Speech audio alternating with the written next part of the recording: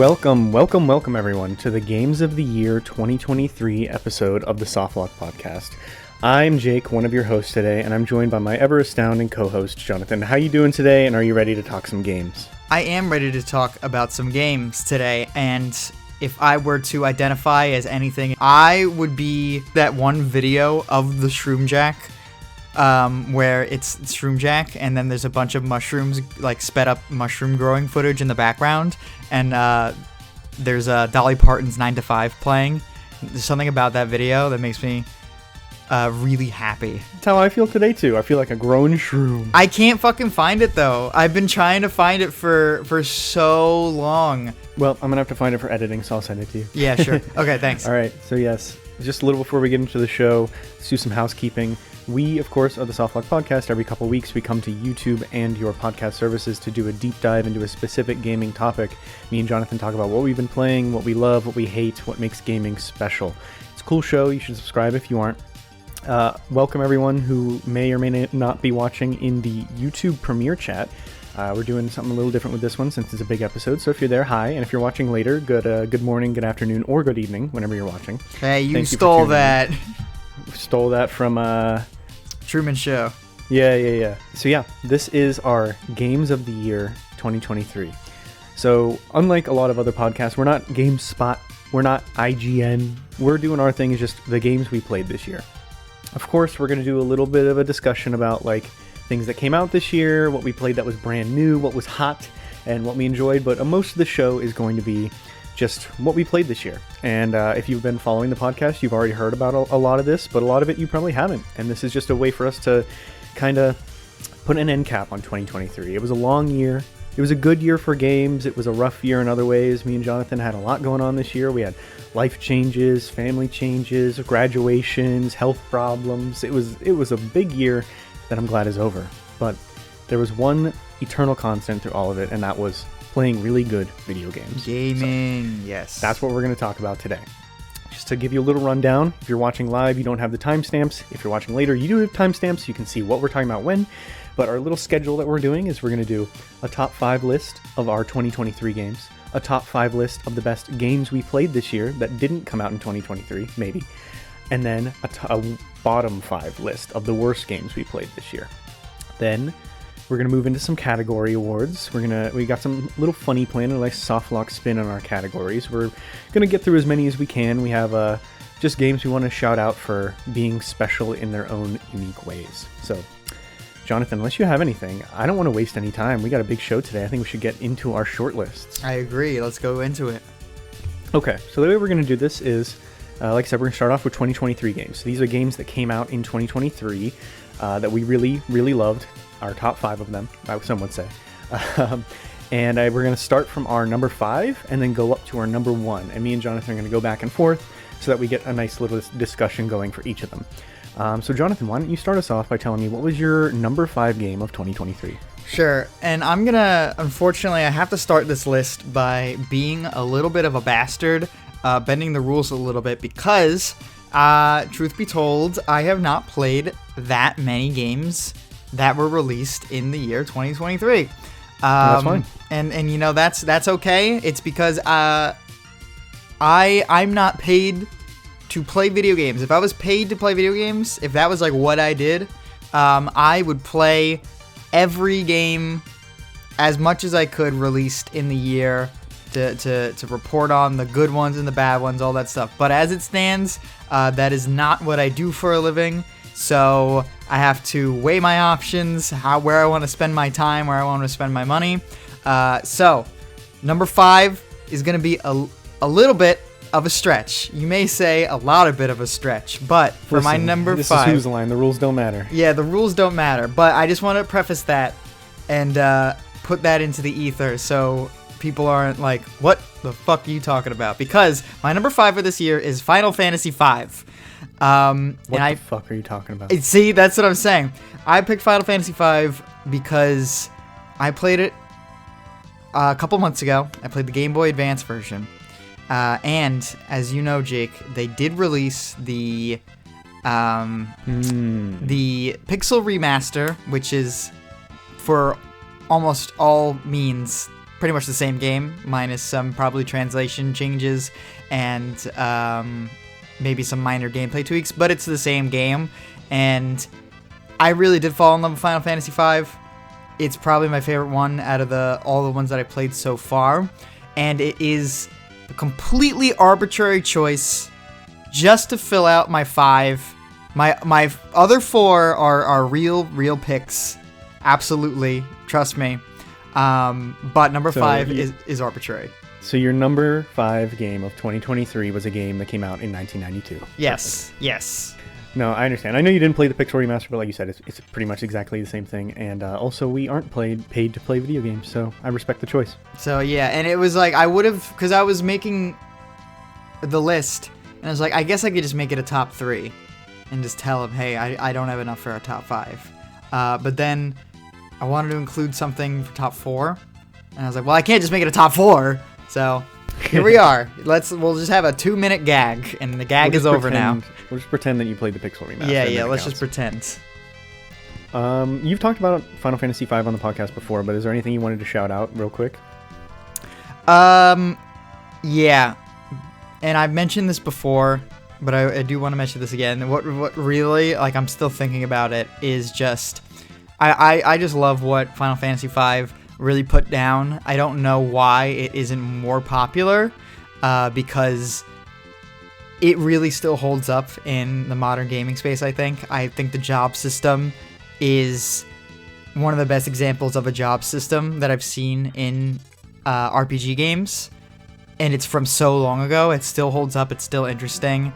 It's so varied. There's so much to take out of it. And then it's paired with a really good story because of the characters, the cast of characters that we have and that we're following around the entire game. Are charming, they're funny, they're just interesting to be around. They go through development and we kind of see them grow as companions. They're kind of like, they become like a found family type thing, where they really just start to care for each other, even though they came together through like harsh circumstances. They really like came into each other and became a found family type thing. And it really reminded me of kind of like the magic of the first time I played Bravely Default, and I was seeing that found family kind of get together. It's a great trope when done right. It's really heartwarming, and it was just a good time. Just a very, very good time. That's all I really have to say about it. I've mentioned a lot about the gameplay in the episode where we talk about the Renaissance Fair. So if you want to hear more about Final Fantasy V, just go watch that episode, I guess. Cool. Yeah, if the Pixel Remaster wasn't so expensive, maybe I would play it. So. Yeah. Well, that's how it is.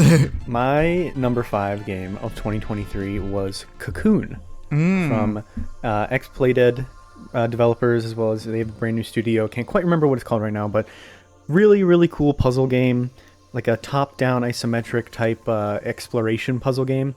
And if there's one thing that I think you all should know about me, is that I really don't like puzzle games unless they're really good. Then I love them. And it's like a game that makes you feel smart for using the rules in creative ways and rewards you for trying things out. That's a good puzzle game to me, and that's exactly what Cocoon is. Right. How long is Cocoon? I want to say it was like 10 hours, but I did get the 100%, so I'm not sure. I'm going to look up how long to be, but it is short. It's a little... Oh, it's 5 hours. 5 hours. Interesting. Okay, yeah. Yeah, short puzzle games like that usually have, like, phenomenal pacing. And when they're... Like, they're like, paced to a T to give you, like, these certain clues or go along with your discoveries, so...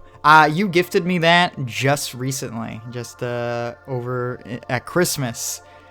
So I'm excited to take a little chunk out of that. Yeah, if you're into like really creative puzzle games or any of the other Playdead games, I absolutely would recommend Cocoon. The only knock I'll give it is that there is a true ending, and it's like... I know there was true ending in Inside as well that was really, really tough to get. This one, unless you look up a guide... You'd have to be like Mensa genius to figure it out. You know what I mean? Yeah, maybe it's just something to look up. I don't know. Absolutely. I don't want to hear too much about it because You did tell me that it's pretty incredible, and I believe it won indie game of the year, correct? No. So, yeah. Debut indie game of the year. Debut, yeah. I saw a lot of people get really upset with that thing, with Cocoon winning debut indie game of the year, and because a lot of people were really pissed that Pizza Tower didn't win, and people were trying to say that Cocoon didn't win because did Sea of Stars win debut indie or? No, that's not a debut. That was their second game. So that was I think second Cocoon game? did win. Yeah. And people were getting mad at Cocoon because there was even though it was a new studio, the people behind it were the creators or were a part of the creation of Limbo and Inside and stuff like that. And I definitely was a part of that group as well at first. Not mad, but like I brought that up, and then I realized that like that's not really fair to weigh down this whole studio based on one or a couple of people's previous work. Yeah, that's the comment. I read a comment that said a debut indie studio needs to have all of its employees to never have made a game before for it to qualify, and it was like sarcastic. That's how you get like an itch.io game. Yeah, that's how you get an itch.io game. But you know what? Sometimes those games are better than AAA games, so we can't knock it too much. But obviously that comment was a joke. But I just thought it was funny. So I'm really excited to jump in Cocoon. Yeah, I think you'll really like it. Yeah. What's your number 4? My number 4 pick for 2023 is Armored Core 6. Yeah. That is my number 4 pick. And unfortunately, I do feel like this one's also a little bit of a stretch because you know I had my issues with Armored Core 6. I don't know if I spoke about it on the podcast or not, but I had some issues with Armored Core 6. I thought it was a bit bizarre the way they made that game. This is interesting because there's another game that you played this year that I was certain would be below Armored Core. So now I'm wondering if you just opted to put a Final Fantasy in its place because you hated it so much, or it made it above Armored Core. Oh yeah, what game is that? I guess we'll find out. Oh, you're not going to tell me what game it is? I'm not going to tell you. I'm not going to tell you because I don't want you to tell me if it's on the list or not. I'm excited to find out. What if it isn't on the list? Are you going to remember to bring it up? Yeah. Okay. Yeah, I mean, should I even talk about Armored Core 6? I mean, we did talk about it a lot, but I also really loved Armored Core. It didn't make my top 5. I had a lot of the same issues you did, but I'm glad that you enjoyed it at least, because there was some hesitation there from both of us whenever we were like, this mech game with missions come from From Software, how's this gonna play? Yeah. And you know, if I played a lot more, the thing is there wasn't a lot of games that came out this year that really kind of interested me. I don't think this was like, just in my opinion, just like a year of gaming. It wasn't a bad year of gaming. It wasn't like a phenomenal year of gaming. It was just a year of gaming. It was, you know, we had some bangers. But there wasn't like, there was some years, maybe I'm looking at the rose-tinted glasses, but there was some years in like the 2010s where I was like, gaming is so back. Every studio is releasing these crazy games, indie games, like some of the best indie games were coming out. People were losing their goddamn minds, but then the next year would be like the shittiest year of gaming ever. You know? I feel like every 3 weeks in 2023, a new Game of the Year contender released, and maybe they just weren't for you, but I would have to disagree. I think 2023 was maybe the best year ever for gaming. Oh, really? Maybe because I was slacking on money, you know? Maybe that could have been why. Maybe if I was a games journalist, I would have been able to keep up with the trends and analyze it. Someone sponsor us. Dude, no, that's what I'm going to start telling people, because I, you know, I'm reaching my 20s. Well, I've reached my 20s, but I'm reaching my mid-20s, and I feel like it's I'm going to get to that age where older adults are going to question my hobbies. So that's how I need to start saying it. It'd be like this is my thing. If I could get paid for it, I would do this all the time. You know, and people do get paid for it, but I don't get paid for it, you know? Maybe one day. One day. Nah, I don't really care. You know, who knows? Maybe that'll take the fun out of it. Yeah, once it's not a hobby anymore, is it still fun? Yeah, like, if it's my job, do you think I'm gonna like wake up and be like, oh, gotta play Warhammer 2 again or something, like game I don't want to play? Load up DLC for Resident Evil 4 the day it comes out, or yeah, lose my clicks. I need to play separate ways, and I need to finish it as fast as possible. Yeah, you know what? Now I'm pretty happy that I'm not being paid for it. Either way, I think it was a really good year, but I think Armored Core was somewhat of a letdown this year compared to everything else. But if Armored Core came out in a different year, for me, I feel like it would be a lot higher, and it definitely would have made my list. Yeah, I think we can agree with that. Okay. All right. So my 4, yes, we're on 4. My number 4 is Pizza Tower, which I probably never would have played if you had not told me that it existed. And it was one of the first games I played streaming on Twitch, and I fucking loved it, and I can't wait to play it again. I did definitely breeze through it, and I want to go back and just appreciate it even more, because I think it does so much fantastic. I love Pizza Tower. That's a good choice. Actually, it should be higher on the list. But, is Pizza Tower on your list? It is on my list. Okay, interesting. So I don't have to gush quite yet. Okay, yeah, we'll talk about it in a bit. Yeah. What is your number 3? My number 3 is Resident Evil 4. Yes. Interesting. I really, really liked Resident Evil 4. It's like, I can't think of many flaws it has. It's not like a 10 out of 10 game. It's just super, super solid. And it doesn't really like falter in many of its areas. And it's just like just a good time all the way through. I think it's one of the best survival horror games released in our like current generation, and there was a lot of worry. I think there was a lot of worry for me because RE2 Make was great. I really liked RE2 Make. Then RE3 Make was like I don't even know. It was really underwhelming, and I think the reception reflected that because the game is so short. It feels so shallow. It just kind of feels like it was an afterthought in comparison to RE2 Make, because they really pulled out all the stops for that one, and for stuff like Resident Evil 8 even, like they pulled out all the stops for both of those games, and then for 3 they just kind of let it fall by the wayside, and no one really knew why. So when RE4 Make was being announced and shown, I was like, oh boy, I really hope they don't botch this one. And they didn't. They did not botch it at all. It is a great fun time that I think lovers of actions and lovers of survival horror could both enjoy perfectly. So just so we're clear, you're not pulling a Final Fantasy V. You're talking about the new Resident Evil 4, right? Yes. RE4 Make, yes. I'm talking about the new one released in, it was like March or something like that. Yeah. I'm very excited to play it. I'm surprised I never got around to it because I was planning on getting it day one. Like I was very hyped for it. I've gotten really into Resident Evil this year, and that one was like definitely on the list. So I'll get to that soon. Oh yeah, it isn't like a must play because it's not going anywhere.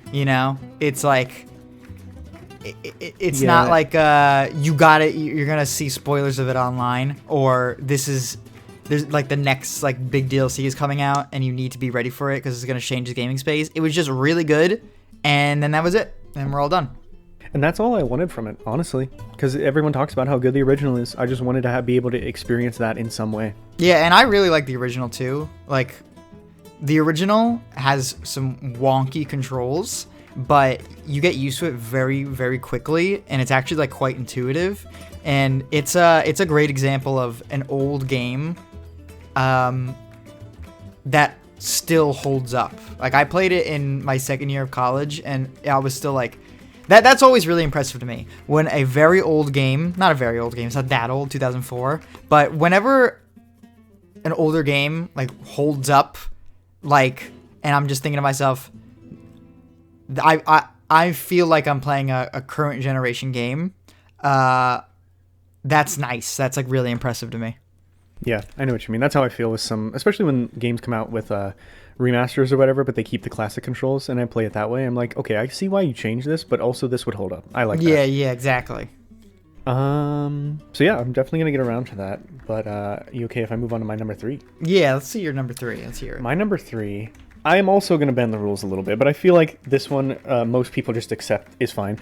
My number 3 was Xenoblade Chronicles 3 Future Redeemed DLC. Oh Lord. Because if this came out in 2018, it would have been released as a standalone expansion like Torn of the Golden Country, but because Nintendo's been weird with that kind of stuff lately, they just put it out as like a $20 DLC. That honestly is better than most games I've played in the last 5 years. That's the one with Rex with his 3 concubines, right? Okay, that's in the base game, but you get to play as adult Rex in the DLC. DLC. Okay, right. Does he ever make mention of his 3 wives and respective 3 children? Absolutely not. But, okay, that's awesome. But you do play as one of the daughters, and they never... That's like one of the things is like they keep teasing you is like, is he going to bring it up? Is he going to talk about it? And they do like kind of touch on it eventually, but it just... I'm honestly, I've definitely talked about this game before on one of the first episodes, so I'm not going to like go too long on it, but Future Redeemed as a DLC is better than some of the other Xenoblade games. It is an open world game that is presented in the engine of Xenoblade 3, but the combat mechanics are very different. The open world mechanics are also very different, and it does this thing that I want to see more open world games do, where it's checklist. It's like, Ubisoft style checklist, but everything you're doing is contributing to some form of progression rather than just being like a collectible or you get some health for doing this type of thing. It's like regions of the world have a percentage, and as you fill up that percentage, you get to unlock skills and stats and stuff like that. Oh, that's cool. Yeah, it gives you a lot of incentive to explore, and also there's just so much fan service. It is literally the conclusion of the Xenoblade trilogy, and it's not even its own game. It's just a DLC. When or which Xenoblade is this one better than? I'd say that Future Redeemed is better than 2 and maybe better than 3. I honestly think really? it's pretty... A lot of it is better than 3, but it is a lot shorter and there's a lot less side content. Right. But it's definitely better than 2 for me. Yeah, 2 with... I always bring this up, but the Rex waking up next to... What is it? Mithra? That's Mithra, so funny. That's so funny. Did you play... You played 2, right? Yeah, I played 1, 2, and 3. I never played Torna, but I'll get back to it. And I also want to play X, but I'm waiting for the Switch version. Oh, okay. Yeah, that's... What, you think they're going to make a Switch version? They have to, because this DLC teased that they're going to, tie X into the main series at some point. Oh, really? That's kind of funny. So, okay, I have to know. I want to hear more sort of about the gameplay. But first thing I have to know, just spoil me. If it's too spoilery, you don't want to spoil the audience, maybe just cut this part out. But can you please explain to me the 3 wives and children thing? What does he say to his daughter? You said that they kind of touch upon it. What does he say? So I don't remember the exact wording, and I'm also not going to actually spoil it. I'll just kind of like, give a little tease. But Shulk and one of the characters is definitely Shulk's kid, but they never say it. And one of the characters is definitely Rex's kid, but they never say it. But Rex and Shulk have a conversation where they're like, we're doing this for them, right? Like, we got to protect them because they're special to us, right? Like that kind of thing. Oh, wait, how did you get 2 of your children in like your party and you don't like? That's kind of crazy, actually. And they don't recognize their parents at all. It's part of the lore of the game that, like, I don't know, the lore gets really crazy, but it's not really so much about the deep lore as it is about like the actual plot of the game that is important to me. All right, yeah, I can get behind that. So, what about the gameplay besides like the open world is interesting, I guess, that puts it above like 2?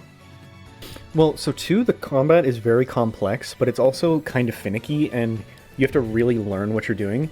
In 3, it was like intuitive, and there was a lot of freedom, and there was a job system and all that. But it kind of was shallow. It wasn't shallow. It was complex, but the enemies were just like health sponges, and they didn't do that much interesting move-wise. So you were just kind of like unloading attacks in a specific order, and it became like a flow state. But then in 3, the enemies really challenge you to like go out of your comfort zone and try new things and use the special abilities of each character in different ways. Oh, okay, cool. I like that. So yeah, I think even though it's a DLC, it is definitely its own game, and they could have sold it as like a $30 game and totally gotten away with it. Well, this is one of the rare instances of a company releasing a full-sized DLC at a reasonable price. Yep. Yeah, and it came with other DLCs as well that weren't that good. But Oh, really? yeah, I think you had to buy the expansion pass. But enough about this, because I'm sure it'll come back up later. What is your number 2 for 2023? My number 2 pick is Legend of Zelda: Tears of the Kingdom. Oh, man. Yep. That is a heavy blow to Zelda. Putting That it at number 2. That is a heavy blow to Zelda. And I know, it's almost as heavy as a blow to them being number 2 for the Game Awards. Oh, now they have to deal with me giving them the number 2 spot. Sorry. Damn. So yeah, sorry. There is so much to be said about Zelda, but there's also been so much already said about Zelda. What I'm more interested from you is, like, if you want to give like a mini review of it, all right. But if you could tell me, how has Zelda sat with you since we played it?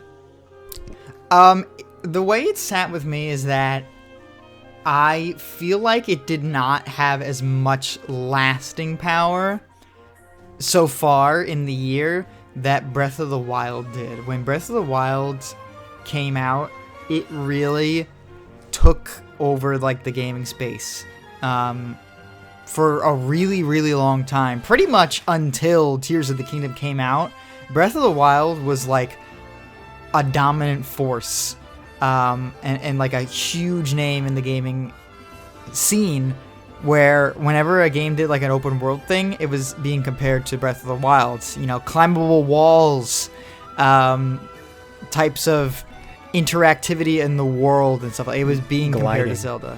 What? Gliding. Yes, gliding. There's so many of those mechanics that if that game sort of like, maybe they existed in games prior, but Zelda really, really put it on the map. It like not only did it put it on the map, it founded its own civilization. It pretty much like I don't know. Sometimes when a game does something revolutionary, I visualize like a little person putting up a little lemonade stand, being like, look at this. This is my brand new invention, and everyone comes to be like, this is awesome, and it slowly grows into a cult. Yeah. When Breath of the Wild did it, there was no lemonade stand. It was already a skyscraper. It was already a like 100 block city. It was crazy, and that probably has something to do with the fact that Nintendo is one of the biggest video game companies ever. I'm sure that has a lot to do with it. But it really was completely insane, and I don't think that Tears of the Kingdom had that same revolutionary impact that Breath of the Wild had. And that's not necessarily a bad thing, because I do think Tears of the Kingdom is a better product, in my opinion, than Breath of the Wild. So that's just how it sat with me. That's just something I kind of noticed, and I'm wondering if that speaks true with other people who are playing the game. I would say, so I'll just go ahead and spoil it, that Tears of the Kingdom is my number 1 for 2023 on my list. And I do think it's a better game than Breath of the Wild in almost every way, which is impressive because Breath of the Wild was already in my top 5 games of all time. Right. So this is a new game that came out this year that has entered my top 5 of all time. That doesn't happen very often. Usually I have to sit with a game, replay it a couple times before I really, really know. I already know that I love this game so much, and I think part of what you're saying that it doesn't have the lasting power is I think Tears of the Kingdom just kind of took Breath of the Wild's spot, but there's been a lot of other games since Breath of the Wild that the conversation has kind of shifted. So now when we talk about like open world design or exploration design or things like that, people are bringing up things like Elden Ring or even things like Horizon, which for other reasons, and like the new Horizon, not the old one. But I think right. Tears of the Kingdom will live on in Breath of the Wild's spot when we have those conversations. But you're right, I don't think it made its own new pillar in that conversation. Yeah, I think they're going to be lumped together for probably eternity. I think that's what's going to happen. And I feel really bad because Tears of the Kingdom really plugged all of the spots. Oh, not all of them, but plugged almost all of the weak spots for Breath of the Wild for me.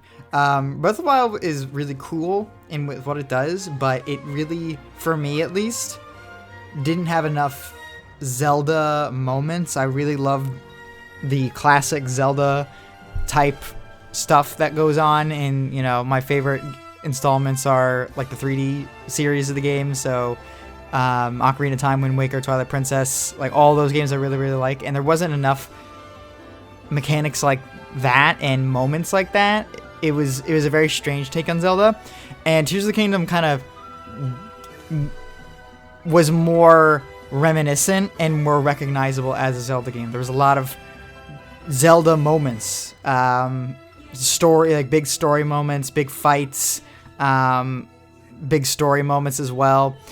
And I really liked, the final boss was fantastic in Tears of the Kingdom. Final boss of Breath of the Wild, a bit underwhelming. I will not lie. And most of the bosses in Breath of the Wild were a bit underwhelming. But I felt like everything was great in Tears of the Kingdom.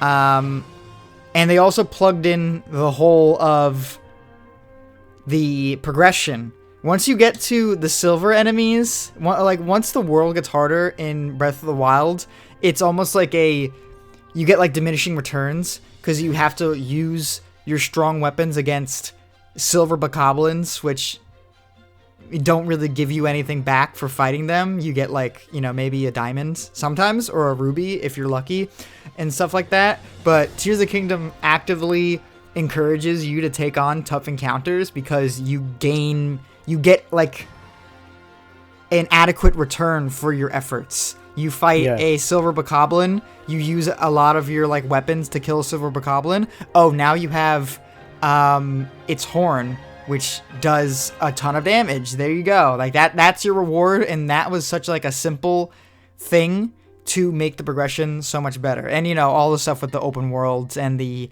interactivity and stuff like that. But I think you're going to talk about that a lot because you really like that. So I think I'll hold it for now. Well, I was just going to say that I think what you're saying, that design of there being more reward for taking on harder challenges, I think that extends further out into the world itself. I don't think that's just combat.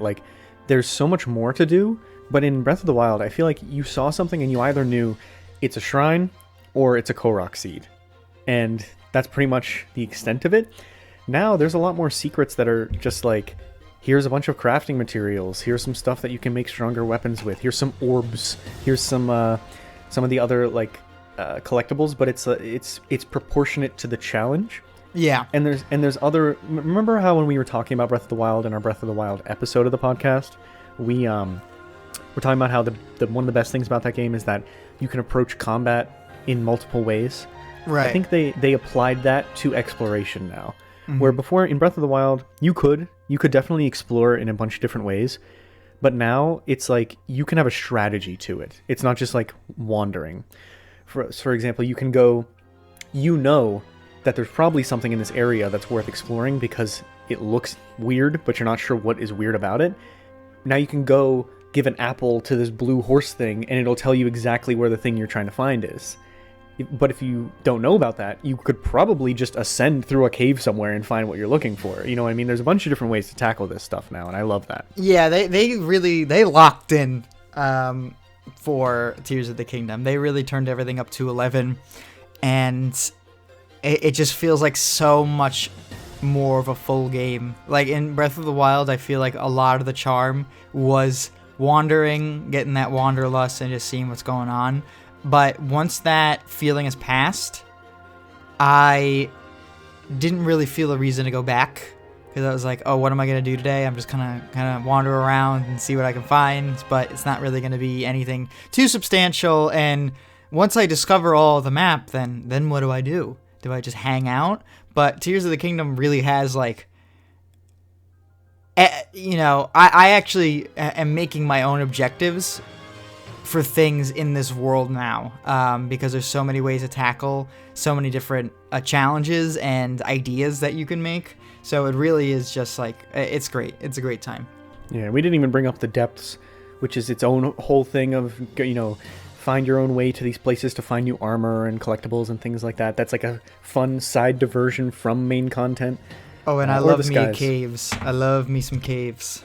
Yeah, the caves are cool. That's kind of the thing I'm talking about, where it's there's a cave somewhere, and it's probably worth going to for more than just an apple. Yeah, exactly. So yeah, that I mean, we have a whole episode about Tears of the Kingdom. If you'd like to hear us talk about that more, definitely go see there. But that is my game of the year 2023. Not that I'm really donning one, but that's my number one game of the year. But I still have my number two before we get to your number one. Oh, yes. So my number two is Metroid Prime Remastered, which I gotta say, I was not expecting to love as much as I did, even though everyone always told me that Metroid Prime is so good. It is phenomenal in ways I didn't expect.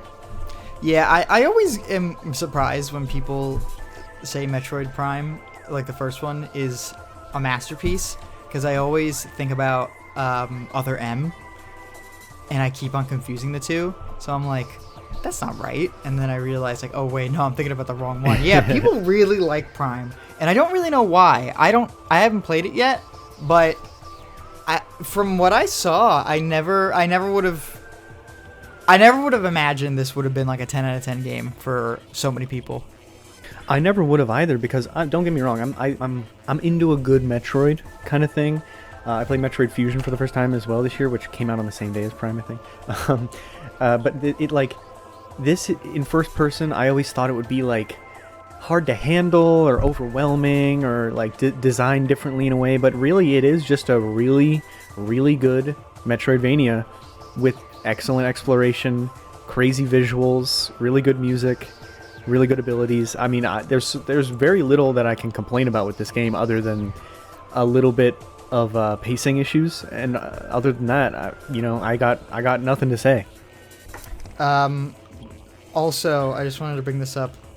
The only time I saw you playing that game was when you were struggling fiercely with a like wall climbing segment. But they're hard on purpose, so I can't even say it was like frustrating and bad. I think it was just hard. Oh, you were frustrated. I remember you being like, I know. But that's another thing, is like it's a hard game. You have to get good at it. Like, you have to learn the abilities. Where I feel like in some other Metroidvania games, like, you can kind of skirt by as long as you know what your abilities do and like how you can plow through enemies, and then you might be a little bit low on health, but like if you get lucky, you can squeeze through. And this one, I feel like you really need to know what's going on. Yeah, I'm excited to dip my little toes in Metroid Prime. I just played Metroid Zero Mission a couple of months ago, and that was like really my first foray into a Metroid game. Besides, what was it? That Metroid minigame in Nintendo Land. Oh.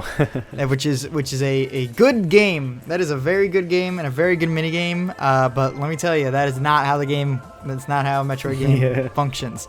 So, excited for Metroid Prime to enter my Switch at some point. Yeah, I would definitely check it out. Also, it looks beautiful on the Switch. I think it's the best looking game on Switch. I don't know how they pulled it off, but I hope the fourth one looks just as good. Oh damn, that made me just realize something. Mario Wonder did not make your list. That's crazy. There's a lot of games that didn't make my list. I'm gonna give some honorable mentions after we wrap up, but first let me hear about your number one. Number one is Pizza Tower. Oh, I didn't see it coming. No, that's actually crazy. I didn't expect it to be your number one. Yeah, this is definitely my number one, because I had really high hopes for Pizza Tower. As like when the first time I saw it, I was like, kind of fell for it. I'm like, this looks really funny. This is the type of game that I want to make. It was funny. It looked like fun to actually like play. It had a banging soundtrack. It was like silly. It was just like, it just seemed totally up my alley. And I felt like I knew almost everything about it before I even played the game. And I was a little worried that I was gonna overhype it for myself, or just my standards are gonna be too high. But Pizza Tower really did meet all of my standards, and then like still somehow exceed them. I cannot believe how much there is to this game, while also being just like a 5-hour long shitpost kind of like experience. It was just so amazing to me that I was anticipating a phenomenal game, and it was better than that. I was like, what? How is that possible? I'm glad you brought that up, because I wanted to ask you, like, I know this list isn't necessarily what we think is the best as much as we think it's like our favorite and what we think is really good based on our perspectives, but like do you really think you got more enjoyment out of your time with Pizza Tower than Zelda? I do. It was That's good. From every second of Pizza Tower was just complete guilt-free, unadulterated enjoyment and fun. From the moment I hit the start button to the time I put down my controller for the last time. For the last time I put down my controller after I S-ranked all the stages in November, it was just fun and nothing but fun the entire time. I was never like, this isn't really fun anymore, or I don't really want to do this, or it was just, I was having a good time the entire time. There's something so addicting about it. Just how fast you can go, how you have to work out these routes in your head, and it's a little bit of memory and just a little bit of just like getting good at the game, and you're just able to just coast through all these stages, and it really makes you feel like that. Like in a Sonic game, when you go fast in a Sonic game, when you get good at a Sonic game, it feels good to play through the game as fast as possible. That Pizza Tower does that. Like I feel so cool, and it feels so satisfying to just like plow through like 80 enemies and get like an 80 rank combo, and then do like a breakdance at the end of the stage, and then leave and get like an S rank, and then he does like a funny animation, and the entire time it's great music. Enemies are all like funny. The art style is really, really funny, and they're like, I'm running an enemy at like 400 miles per hour, and his eyes bug out, and he goes, oh! And he like blows up because I smacked him so hard. It's funny the whole time. It's great. It's just so much fun. I can gush about it all day. I feel like a proud father for what Totk Pizza really put together, even though they're likely older than me. I am really happy that it delivered for you, because I know you were really excited for it. And like I said, I really, really did enjoy it, but I know that this game was made for you, so I'm glad it was. It really was, and I'm a little bit of a bastard. So if it didn't, if my standards were too high and it didn't reach them, I would have known that. I would have been like, yeah, I really hyped it up, and it did not reach my standards, and I'm kind of disappointed. I would have said that, but it really didn't. It really genuinely like just completely met me on every step of the path. It met me. It was there. It was great. Cool. All right, Totk Pizza, make sure you send us your address so we can mail you the award. I'll mail you my money. I'll mail you my own like salary, just so you feel awarded. I think you owe them a purchase of the game, because didn't you get it as a gift? That's true. I'll just buy the game again. Yeah, awesome. Okay, so that was our top 5 games of 2023 that came out in 2023. Let's move into top 5 games overall that we played this year. I'm going to start off this one, but I do have to, like Jonathan, bend the rules a bit, because I kept track of my games all year on the GG app. Shout out GG. If I were to give my true top 5 overall games of this year, it would be 4 games that I've replayed more than 5 times, and Tears of the Kingdom. So I'm I'm making a rule for myself that it can't be games that I'm replaying, and I'm just taking Tears of the Kingdom off because it would win everything. That's valid. I only have one game on this list that I've replayed, but I think it's still valid for me. If it was just one, I would have kept it, but literally my real top 5, in no particular order, was Bloodborne, Portal, Portal 2, Breath of the Wild, Tears of the Kingdom. Hey, man, we're creatures of habit. I know, but all so of I'm us. not. All those are gone, and my real top 5, starting with number 5, is a game that I've always wanted to play, and I should have played years ago because I was a Vita kid, but I never did. It was Hotline Miami. Is a really good game that everyone always talks about how good it is, and it's just a short little top-down action game, but it is so satisfying in ways I was not expecting, and the soundtrack goes so hard. You're a Hotline Miami guy, right? I am a Hotline Miami guy. Is it crazy that I know we got a second one, but is it crazy that we aren't getting more? Because this is just fantastic. It's a fantastic video game that I'm going to go back and replay one day. It is not that crazy, because I think that both of these games, the Hotline Miami duology, are great that the way they are, and I think they've earned their right. And if we want to make more of them, then we'll just get some cheap copies, and maybe one day we'll get a cheap copy that does it better than the original. And I think that's okay. I think it's better to have that great duology. Have you played 2 yet? I haven't, but I have it downloaded on my Steam Deck. 2 is a lot of fun. 2 is also a lot of fun. It's you might find it a little better. You might find it a little weird, but it's a great time, and it ends things like Hotline Miami. The storyline, quote unquote storyline, is over at the end of Hotline Miami 2. So there's no reason to make another one. It's just like, you want to play Hotline Miami, just play these 2, and you can also play like a ton of like mod packs and stuff like that. I think they have like Doom style WODs of people making custom maps. Oh, that's cool. I'll have to check that out. So yeah, Hotline Miami is a fire choice to hit on that list, and I'm actually really surprised you put that down, because they are great. They are both great. Yeah, played a lot of good games this year, but I like that just reached the upper echelon. What is your number 5 of the year? My number 5 is Fight Night. Ooh, I know you like this game a lot, and you did talk about it. It didn't come out this year? No, it came out in 2021, I think, and it is criminally not underrated. But there's no exposure for Fight Night. There's almost no exposure for Fight Night, and I'm really upset about that, because this person who made it, it's an independent game where it's a first-person dungeon crawler with random battles and also boss battles with Punch-Out style combat.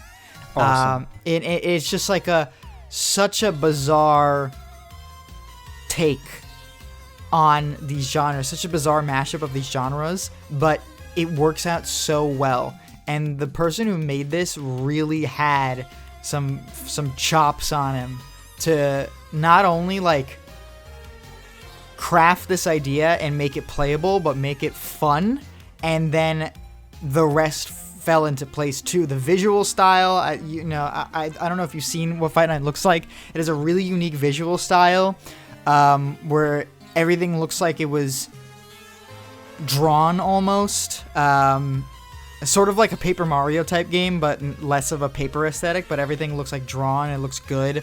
They do some funky stuff with like the color palettes, sort of how like Downwell does like the 2-bit things, where areas will have like certain palettes and you change color as well. The music is sort of like Pizza Tower, in a way, where it's just like EDM hype music that does like some funky stuff in each soundtrack, each like area, and enemy encounter, boss fight has its own style and identity to its music. So it's just great, and that's kind of what it kind of reminds me of. I think Fight Night is like a 10 out of 10 for me, because it is just like a great experience all the way through, and I just have like only good things to say about it, truthfully. You gave it a 10 out of 10, right? I did. I gave it a 10 out of 10, but that's what it kind of feels. It feels like the younger brother to Pizza Tower in a way, even though it came out before it. Or maybe just like the lesser known brother, because I feel like a lot of the great things I have to say about Pizza Tower also I can say about Fight Night. It's just a real shame that not as many people have played it, because it's just a great experience. It's really a great experience. Cool. After you talked about it on the one episode of the podcast, I did add it to the list. You very, very rarely your 10 out of 10s miss, so I'm excited to play it as well. Sometimes I do. I think I have one of my 10 out of 10s that's like actual dog shit, but I don't remember which one it is. All right, my number 4 that I played this year was a game. This is a little bit cheating, because I have played these games before, but not in this way. It was Tony Hawk's Pro Skater 1+2, which was a game that I was really excited for when it got announced, but I just didn't have the money for it when it came out. And then this year it came to PS5. Well, it might have already been on PS5, but this year it came to PS Plus, the PS5 version. So I got to play it for quote-unquote free. And let me tell you, I played that game. I played everything there was to do in the main content, and there's still so much left in like the side challenge content area. Oh man, what are the challenges like? Oh, it's crazy, man. I don't even think it would be possible for me to get the platinum trophy in this game while also holding a steady job. Like it is, there's so much challenge, like score over 10 million points and land it with this certain kind of trick. Do every trick in the book on this one map in 2 minutes kind of stuff. Like super high skill challenges that I'm just not up for, but I just love to jump in for like a quick 2-minute set on some of my favorite maps from when I was younger and just grind the shit out. It's really fun. I like it. I like it when games have it are like casual enough for anyone to just like jump in and have some fun, and then they're just like, all right, ball busters, you want to platinum our game? Here you go. Yeah, it would be crazy, but I enjoyed so much of what I did play, and I keep coming back to it over and over again. Yeah, especially for a sports game, and it is a sports game. That's what I'm gonna register it as. I think it won Best Sports Racing Game that year. Yeah, you know what? And it makes sense. Is Tony Hawk in it? Yeah, that's another really cool thing is like, so I played Tony Hawk. I was more of an underground kid when I was younger, but I did play the original Pro Skaters, and they came out and they made Tony Hawk look like what Tony Hawk looked like. But in these ones, they actually brought in a bunch of new, like a younger class of modern skaters to be the playable characters. Oh. But they kept most of the older playable characters, but they aged them up. So Tony Hawk's in it, but he's old. Whoa! And stuff like that. And then there's skins that you can apply to make them look like their younger selves and stuff like that. But they're like their modern day equivalents, and that's really, really cool. That is really cool. I want to play old Tony Hawk. Like I'm seeing old Snake in Metal Gear Solid 4 for the first time. I read an article the other day that Tony Hawk said that he will never ever again be able to do the 900 because of how old he is. I was like, oh God. No, that's really sad. But you know what? He's gone so far. Yes, and he's earned his rest. For me, I've never been a skater kid, but I've always been a Tony Hawk game kid, and this perfectly delivered. I really, really hope we get a 3+4 or a 6 that is much better than 5 one day. Yeah, or they can, just do the right decision and remaster Downhill Jam. Or Underground. or Downhill Jam. Yeah, or Downhill Jam. I love me some Downhill Jam. What was your number 4 game you played this year? My number 4, and this is the 4, 3, and 2 are gonna be some picks. I feel like, because for number 4, I'm picking Mega Man 6, baby. I don't think that's very I like we said, it doesn't have to, not a game that came out this year, just a game you played this year, and I know you really enjoyed Mega Man 6. So tell me about it. Mega Man 6 is awesome. It's the best Mega Man game I've played so far. And it's an NES retro one, where most of those ones are like jank as shit, and they barely function, and they were pumping them out like every 6 months. But Mega Man 6 is so good. I can't believe how good it is, because I played through the first 5, and I was just wondering when the pain was gonna end. That's dramatic, but that's kind of how I felt like. I liked 2. 1 was really jank, 2 was jank, 3 was super jank, 4 was I think 4 was actually pretty good. I think 5 was the one that was really fucked up. I played 5 and I was like, I can't do this anymore. I think I'm losing my mind. And then 6, I loaded up 6, and then it was just really good. Not only was it really good, it was amazing actually. It's like they took all the jank out of the Mega Mans prior, and they almost annihilated it. It was almost gone. And then they were like, hey Jonathan, I know you really weren't a big fan of that classic platforming because you would have to make these super tight jumps and fall into a pit or spikes. So here's what we did. We gave you this armor that gives you a jetpack, but it has fuel. And I went, oh, it has fuel, that is a resource? I don't know about that. You're not very good with the resource management. I'm probably going to run out instantly. And they said, no. It refills when you're on the ground. And then I did 2 backflips in the air. And then I went, wow, that's great. I'm going to go play the game now. And then Capcom went, no, we have something else too. You can also change that jetpack into big monkey fists and kill things instantly. And I went silent because I had a heart attack and I fell over and I died. Awesome. It's a good game. It's a really, really good game. Game good enough to kill you. Yeah, and also they also will have like a really funny, not a funny like story, but they have a really interesting story for me. Like a lot of the Mega Man games are just like Dr. Wily's at it again. go get his ass. And except for like Mega Man like 8 or 9, where a robot virus is introduced to the world called Robo-Enza.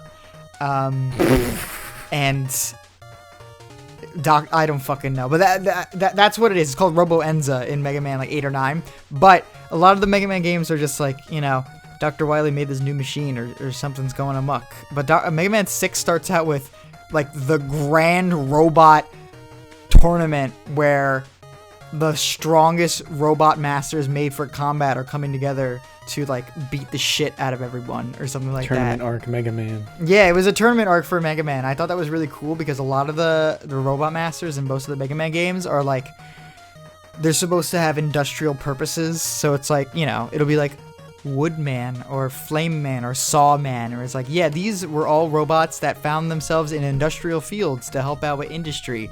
And now they're made for harm. But these robot masters were made from the get-go to wreck others, and that was really cool. And also the music is really, really good. You know what it felt like?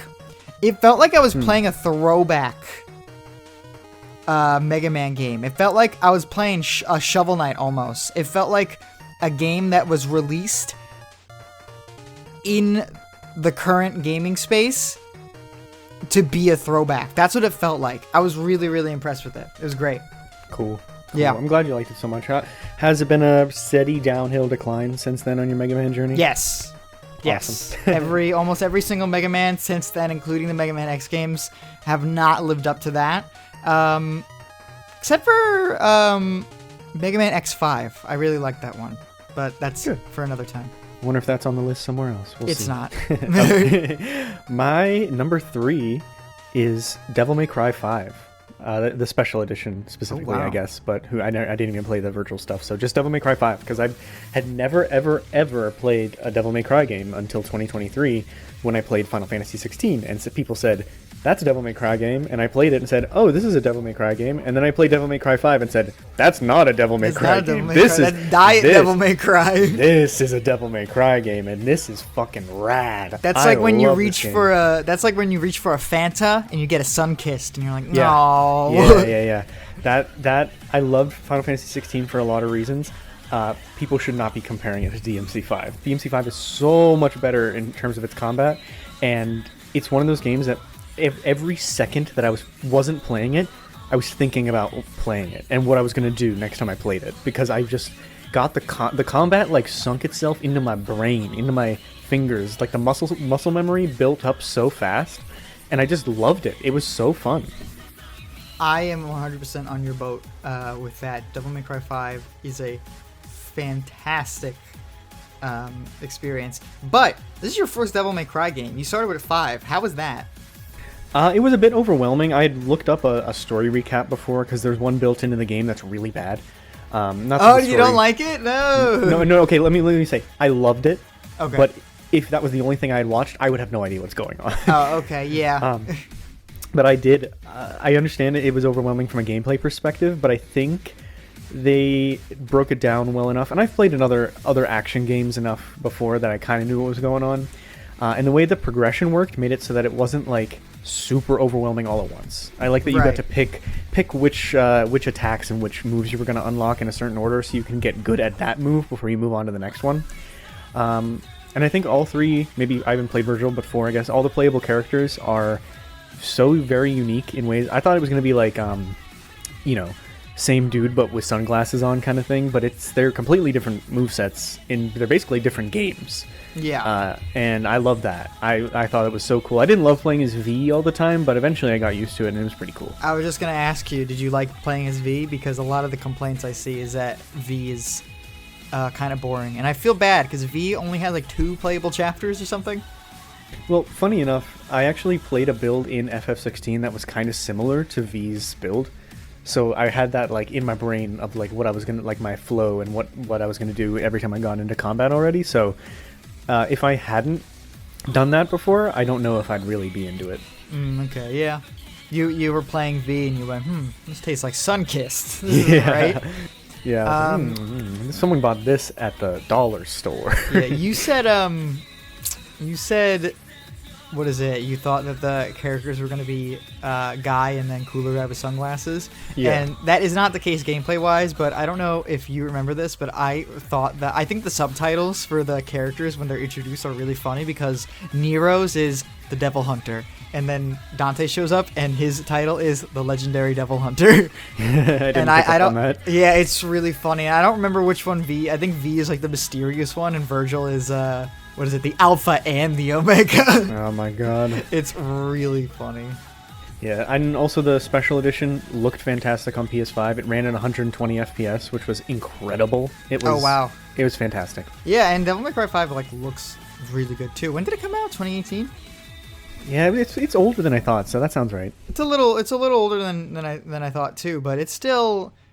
Well, once we cracked like the 2016, once we cracked the year 2016, graphics got like really fucking good for games. At least for Capcom. Capcom was releasing some gorgeous looking games. It's that RE engine. It does magic. Yeah, that is. You know that Monster Hunter World isn't on the RE engine. Really? Yeah, it's not. It but came Rises. out before. Rises? Yeah, Rises. Yeah. Weird. Yeah, it's a little funky, but it's all right. Yeah.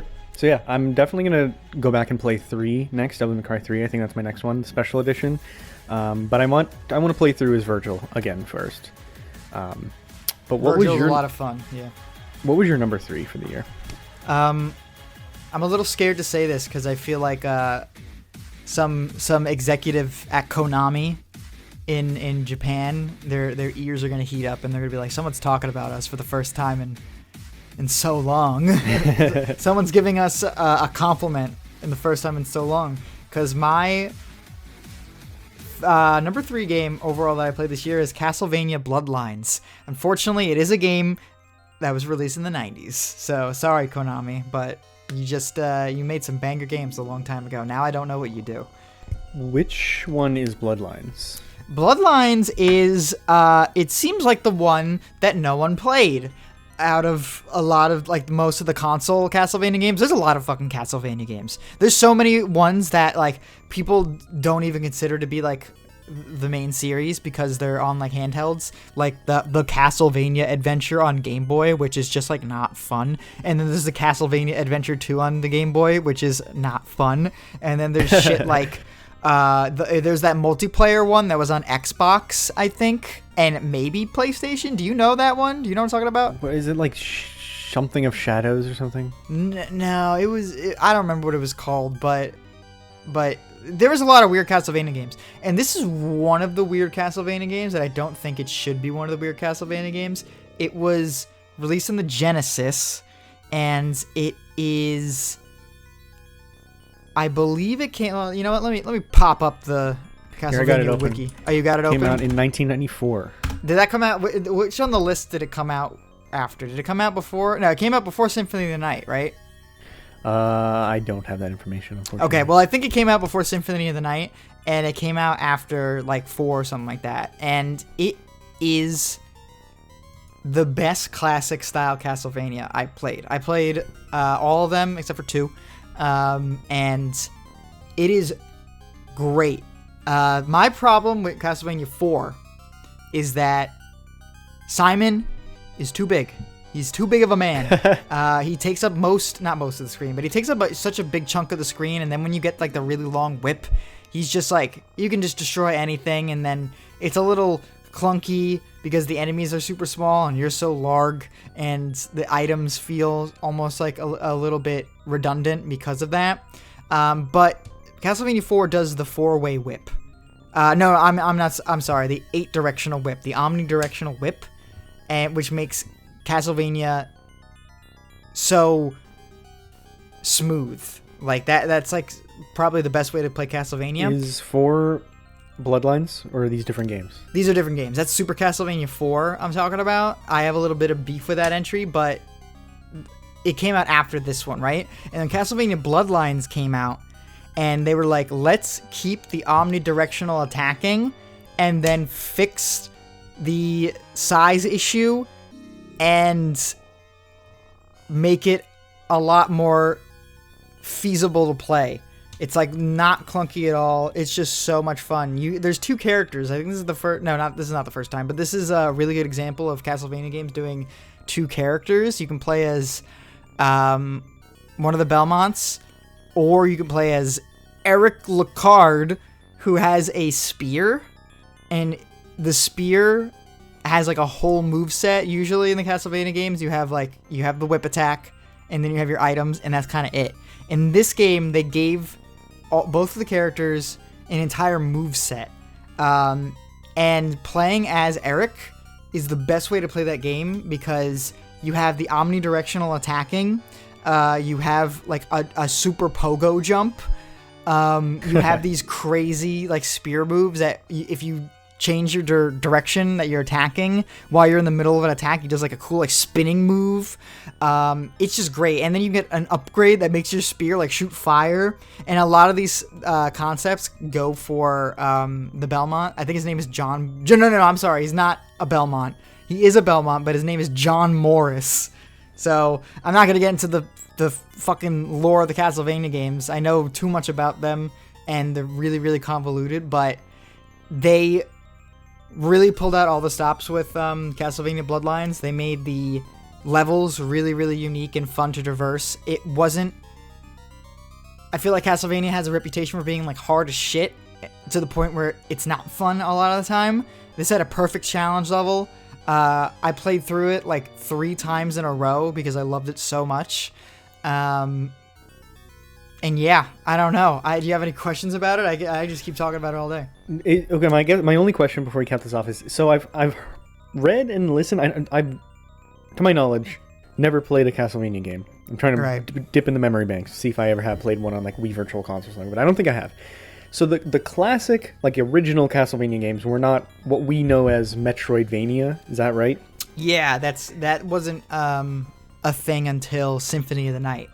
Okay, so this is not a Metroidvania per se. No. It's more just an action game, like side-scrolling action game? It's a side-scrolling action platformer. That's all it is. Okay. Well, then now what you're saying a lot more about the combat makes a lot more sense, because when I think about Castlevania, I know there's a lot of combat, but I think more of like the exploration and stuff, and you didn't bring it up at all, so I was like, oh no. Oh yeah, there's no exploration. I mean, like there is actually. There's like there's different routes you can take, which is really nice. So there is a slight freedom in where you can go and how you traverse the world. John Morris and Eric Lacard traverse the world differently. John can hook his whip onto these like candelabra type things and like glide across platforms and shit like that. And Eric just takes like a higher path. He'll just do his pogo jump and he'll just take a different route. There's a lot of different... It is playing like... You're playing a completely different character. It's really nice. The only thing is that John Morris does not have the omnidirectional attack. I don't know why. I just burped. Thinking about John Morris's non-omnidirectional attack. Yeah, John does not have the 8-direction attack, so he's kind of clunky. But he instead gets a diagonal whip up when you jump, which is kind of as useful. Cool. Yeah, it's pretty useful. But he's a bit funky. But the game really, really shines when you play as Eric. I think the game is worth playing as both the characters, but definitely start as Eric because it's just like, you know, takes out all the stuff that bogged down the previous entries and has made it fun. To play through. I just kept playing through it. You know, that's the best thing about Castlevania is that Castlevania is the type of game that you can just like jump into and have simple fun. There's something so magical about how they programmed the characters. Like you just have to play it. You have to play the first Castlevania game, and you have to get back to me on that because there is like something. I don't know what the fuck they did. They might have hypnotized me, but there's something about how Simon sends out his whip and how enemies react to that. I don't know what they did. I don't know what like genie they paid or found in a lamp to make the game have such good game feel. Castlevania has one of the best game feels out of any game I've played, and I don't understand why. Maybe it's the slight delay between the attacks. Maybe it's the way the enemies react and the game stops for like a microsecond when you register a hit. I don't know, but you just have to do it for yourself. There's something magical about it. I feel very similarly to what you're saying about this game for my number 2. Oh, okay. Because this is a game that is a type of game that I'm kind of just getting into, that I don't quite understand why it's so good other than just game feel good to play. And that is Resident Evil 2 Remake. And I know there's a lot of things to say that is good about Resident Evil 2. It looks fantastic. It sounds fantastic. The level design is incredible. The puzzles are actually really great. The combat is really great. The story is campy in the best way possible. There are 2 playable characters that are actually pretty different in a decent way. Not the greatest way ever, but like, I just can't get over how much I love this game. And I don't... There's no special sauce. It's just a good game. I think that's kind of why it's such a good game, is because there's no like big frills about it. There's no dodge button like in 3 Make. There's no suplexing and weapon upgrades and treasure to find like in 4 Make. There's no I don't know what 7 does, to be honest with you. I played 7 like 4 times. 7 doesn't Scary. 7 is scary, and it takes place in Louisiana. 2 is scary. You know, there's always like there's something going on that kind of like really gamifies the Resident Evil game, but Resident Evil 2 is just pretty like immersive in a way, because it is just a survival horror game and it looks amazing, so it's really easy to just like want to walk through the halls of the police station again and just slowly take out enemies. I agree with you 100%. There is something very enthralling about it. And that's something I feel like I don't bring up a lot whenever we talk about RE2, is that it's actually scary. I don't get scared when I play games, unless it's like a jump scare or anything that I feel like is kind of cheap. Up until like certain parts of Alan Wake 2 that I'm playing right now, I think Resident Evil 2 might be the scariest game I've ever played. Just because I get so immersed in it that when something scary happens, I actually react as if it was a jump scare. And that it's happening to you. Yeah, I get that. And that another thing is that because I feel like Resident Evil 2 is so grounded comparatively to the rest of its like predecessors, in like the ones that came out before it, you know, the one that came out before it, and the ones that came out after it, because Resident Evil 1 has like big giant spiders and like sharks that jump out of the walls. But there's literally a shark in that game. It's like really silly. But Resident Evil 2 just has like there's like a cap on it. Zombie, their liquor, their big tall guy. Yeah, there's big tall bosses. guy. Yeah, and then he mutates, but like that's like the furthest it goes. You played 3 Make, right? Yeah, I did. 3 Make is absurd. There's like, a lot of shit going on in that game. Yeah, like what is going on in 3 Make? Like that is a full-on action game, like with Nemesis and stuff. But like, you know, Mr. X isn't that crazy. He's a big guy who's gonna punch you really, really hard, and of course he transforms. But it kind of makes sense because of the bioweapon and stuff like that. It's just there is a cap on the Resident Evil shenanigans that they have in every other game, and I think that was a really, really good move because it was like a PR decision in a way. They were like, we're gonna bring back Resident Evil. We're gonna remake Resident Evil 2 because Resident Evil 6 and 5 were not that well received, so we need to bring it back. And 2 came out after 7, right?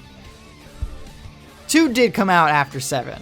That's true. I think 7 was their big like, Resident Evil is scary now. Resident Evil, but it's still Resident Evil. And then they were like, now let's remake 2, but put that coat of paint on it. Yeah. That's a better way to put it. And they're like, we can't fuck this up. I've been talking about this game more than you have, so I'm gonna let you talk about it now. No, I mean honestly, I kind of said everything I wanted to say. It's just a fantastic video game that I really want to play again. And I agree with every single thing that you said. I think the only other thing I'll add to cap this off is that I had loved a couple survival horror games before RE2, but RE2 made me realize why I love them, because I had never played a game before where when I miss a shot, I'm like, oh fuck, I'm gonna die because I just missed one bullet and I'm gonna run out of bullets. And that made me want to go explore and find as much as I can so that I feel equipped. And that exploration is what I actually love most about these games. And I do now when I love it. play now when I play a survival horror game, I'm all about the, let's scavenge, let's go in every hallway, look around everywhere Yeah. we can to find the bullets and everything. And that's this game taught me that I like that. I do love it when a game makes me feel emotions. Yeah. That is presumably why I play video games, I think. I would hope. Yeah. Did your number 2 make you feel any emotions? Yeah, because it's Devil May Cry 3. Whoa. Which is really funny that we have 2 Devil May Cry games on this list. And one didn't even come out this year. No. Devil May Cry 3, I played Devil May Cry 3 Special Edition, which is the port they made for Switch.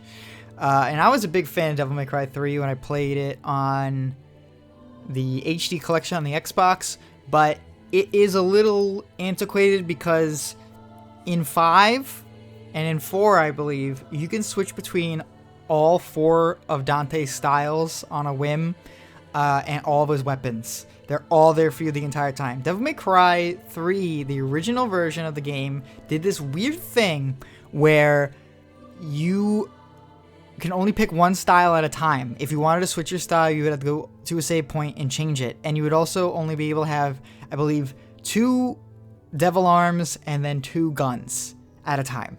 And that is definitely a big deal, I feel like. Like it doesn't sound like a big deal, I feel like, but it really is a big deal once you kind of are like actually playing it. And I feel bad because I did not like Devil May Cry 3 as much as I did today as I did when I played it back then. Like, I thought it was a really good game, but it was a bit too much. Like, I felt like the game was demanding a bit too much out of me for what it was providing me. And Devil May Cry 3 Special Edition for Switch does this. They added this new feature where it is on par with the rest of the games in the series, where you have all 4 styles at all times and you have all your weapons at all times. And that single-handedly makes Devil May Cry 3 such an amazing, much more amazing experience than it was when I first played it. It actually is my favorite Devil May Cry game. I think it's better than 5 even. Cool. And it's just great. And a lot of that is because an issue I have with Devil May Cry 5 is that I don't think Nero and V are as interesting to play as Dante. Because Dante is given so much, and V and Nero are sort of given like scraps. Nero has his gun, Nero has his sword, and he does have his devil breakers, but those kind of just like add like a flavor to combat rather than define the combat. And then V doesn't get anything. He gets his 3 summons, and that's kind of it that he for his whole playthrough. And Dante gets anything you can imagine. So when I wasn't playing as Dante, I was feeling like I was missing out. I was feeling like I was doing something wrong. I was like, I want to get back to Dante because that's when I was like doing well. And that was really exemplified for the end of the game is when I beat Virgil as Dante, and then I had to beat Virgil as Nero, and I was just like, I don't know what I'm doing. Suddenly, I just don't know what I'm doing anymore. And then, so what Devil May Cry 3 does really, really well is that you play as Dante the entire time. You play as that character that I loved so much in 5 the entire time, and you just get upgrades for him and you just make him better, and he's great. There's so many options. It's so freeing. I played it so much and was going so ham. I was like learning about like hidden mechanics that I didn't know about before, how to activate like combos that I've never done before, like the gunslinger. If you go to a downed enemy and you mash the shoot button really, really fast, you can do like a special grab like pin move.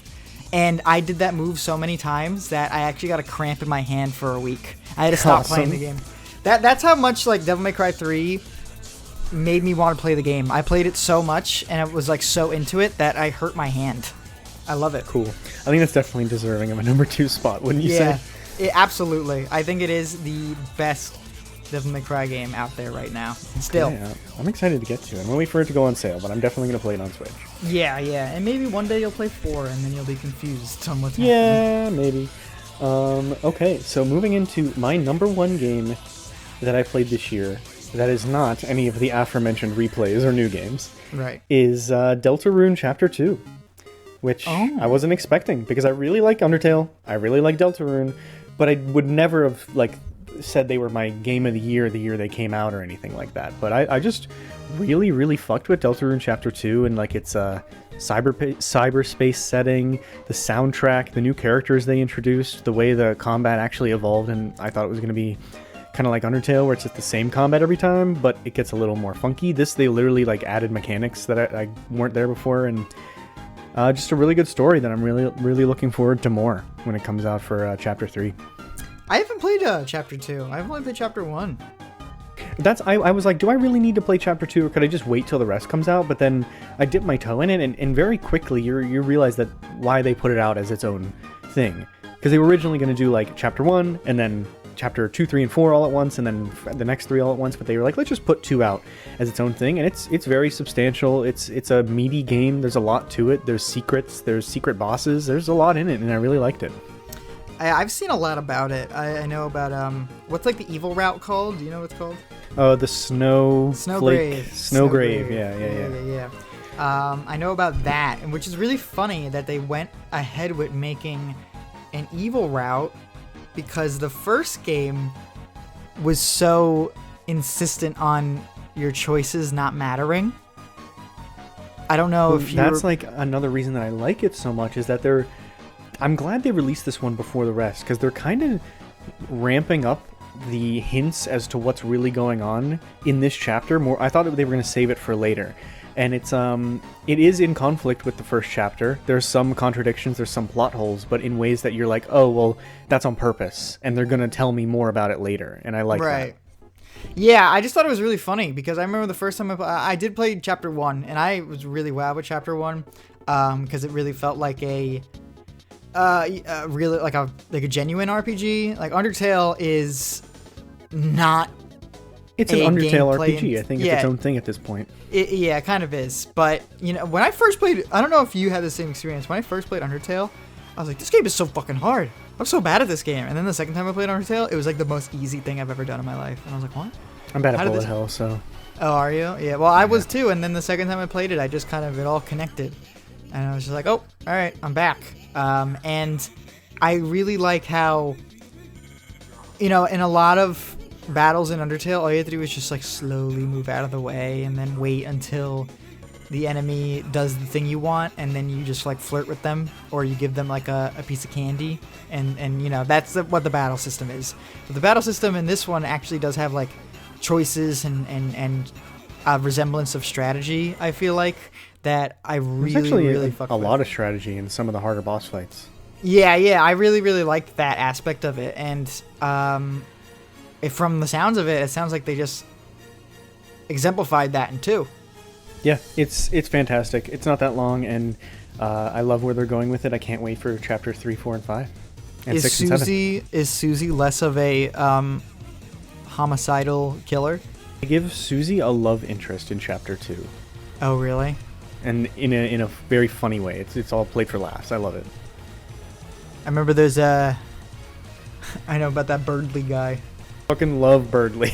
Yeah, isn't there something wrong with him? Isn't he an idiot or something? He's an unactually kind of guy, but he's actually stupid. Okay. That's my number one. I would definitely recommend checking out. It's free, so no reason not to. So definitely play the first one though. So baller of them to do that. Yeah, absolutely. I'll pay $1,000 for the next 6 chapters based on what they've shown me so far. What was your number one game of the year? And before you say, is this your actual quote-unquote game of the year, or would that go to one of the things on your other top 5 list? Oh no, this is my actual game of the year. Okay, I'm excited to hear it. Let me know. It's just Pizza Tower. Again, I love Pizza. I'm not kidding you. Mini Brand, I'm not kidding you. Pizza Tower is the most satisfying gaming experience I've had all year. Probably. I believe you. Probably in maybe not the decade, because Monster Hunter World was pretty fantastic.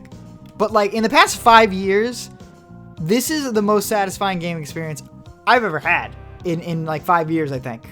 I'm happy for you, man. It's just that good.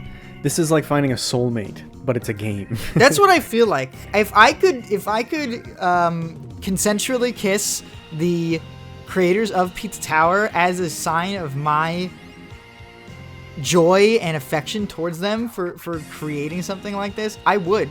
Because send us your address. He'll be there. Yeah, send me your address and you'll get a kiss. And I can shave or I don't have to. If it depends on what your preference is. Look at their character design. They like them hairy. They do like them hairy, and they like them balding too. But yeah, I'm so glad you're so into it, and that it's your game of the year.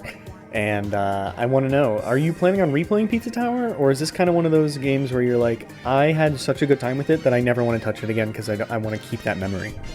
Oh man, I had such a good time with it that I think I'm gonna let it cool for a while. Like I don't have. That's the thing. That's what I mean by like I feel satisfied. I'm not like. Sometimes when you finish a game, sometimes it's almost like a double-edged sword in a way. Sometimes a game is so good, but there isn't enough of it, and that can get in the way. You're like, this game's not long enough. This game needed this. I'm like, I finished it, and I want to play more of it, but there's not an easy way to play more of it and to make me feel satisfied. When I was done, I felt full. I felt like after you eat a big bowl of, I'm not gonna say big bowl of beef because I do not feel good after I eat a big bowl of beef. What's like the most filling food that makes you feel like big bowl of spaghetti. Bowl of spaghetti? Yeah, like it's after you eat a big bowl of spaghetti and that bowl is empty at the exact same time that you're thinking, I think I'm done. I think I'm full. Perfect. That's when the bowl is empty, and that's how I felt. And when the hunger comes back, maybe I'll take a big bite out of it. But for right now, my belly's full. I feel good. Cool. I'm so glad. Yeah. No, I don't think you understand. Like the whenever you were telling me how much you love Pizza Tower, or were into the idea of Pizza Tower before it came out, I was like, there ain't no way this is gonna let him down so much. And the fact that you're this happy with it, it really makes me smile. Dude, I'm surprised too. So before we move into our bottom 5 worst games of the year, do you have any honorable mentions for games you just want to give a quick shout out to? Honorable mentions? Yes, I'm gonna have to throw out an honorable mention for Mega Man X5. Cool. Yeah, you were talking about that. Yeah. Is that your favorite Mega Man X so far?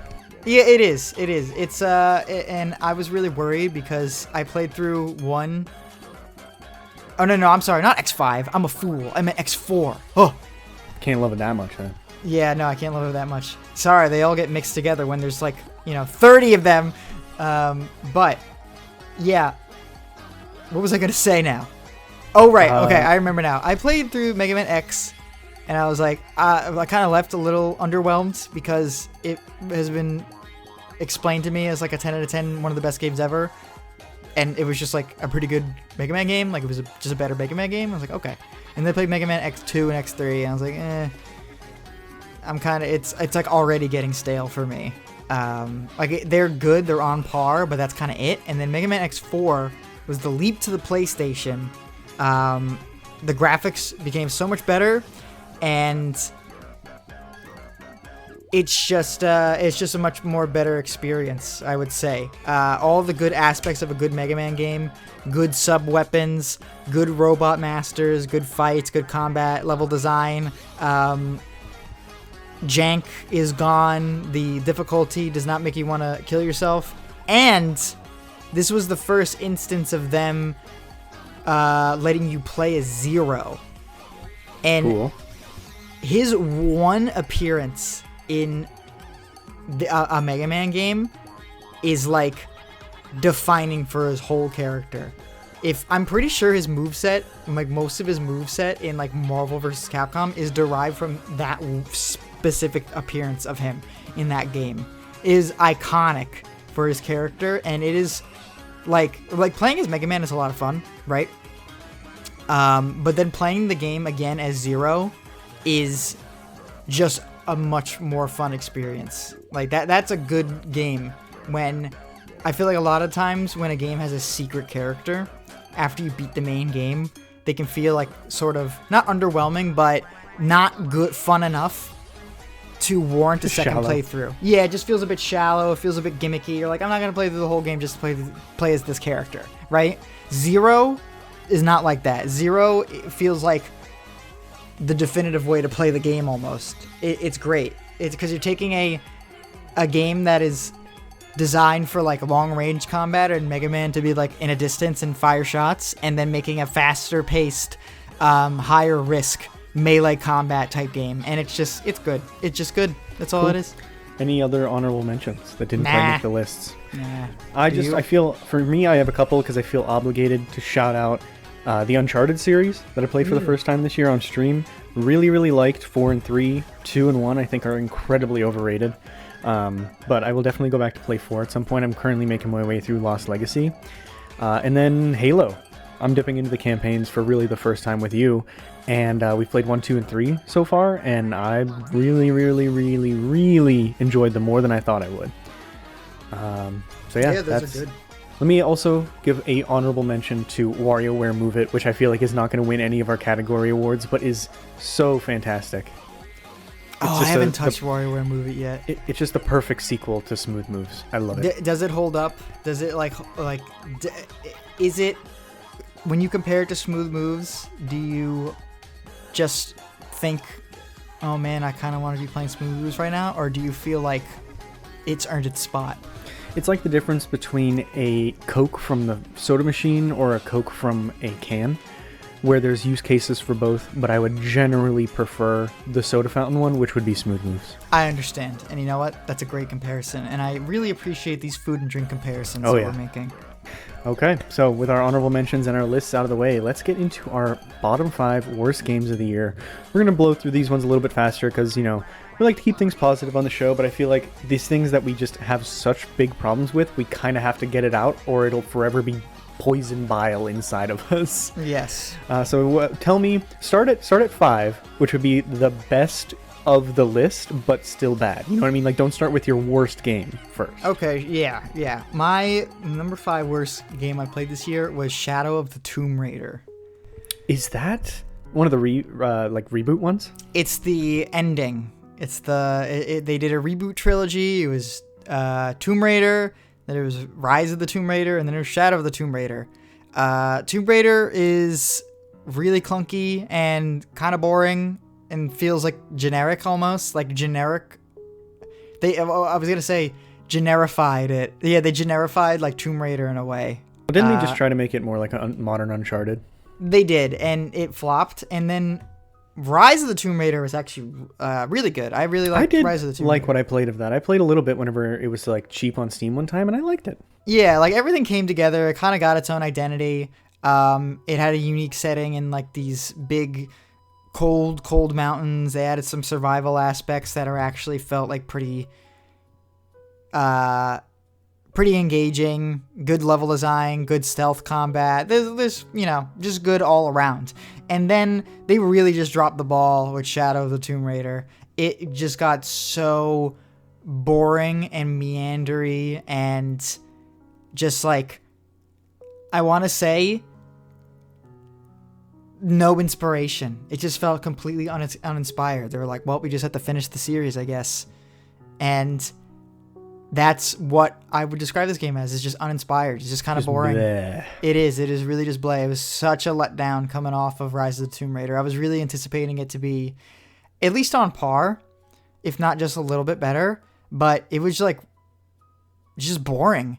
It was boring. That's disappointing to hear because that game looks visually impressive and I've always been interested in it because of that. But if it's boring, I might not ever even check it out. No, I would not suggest it. I suggest if you really want to play a Tomb Raider game, play through Rise of the Tomb Raider. I don't even think you really need to play the first one. You don't need to play the second one. Just like hop in, because that's how the original ones were.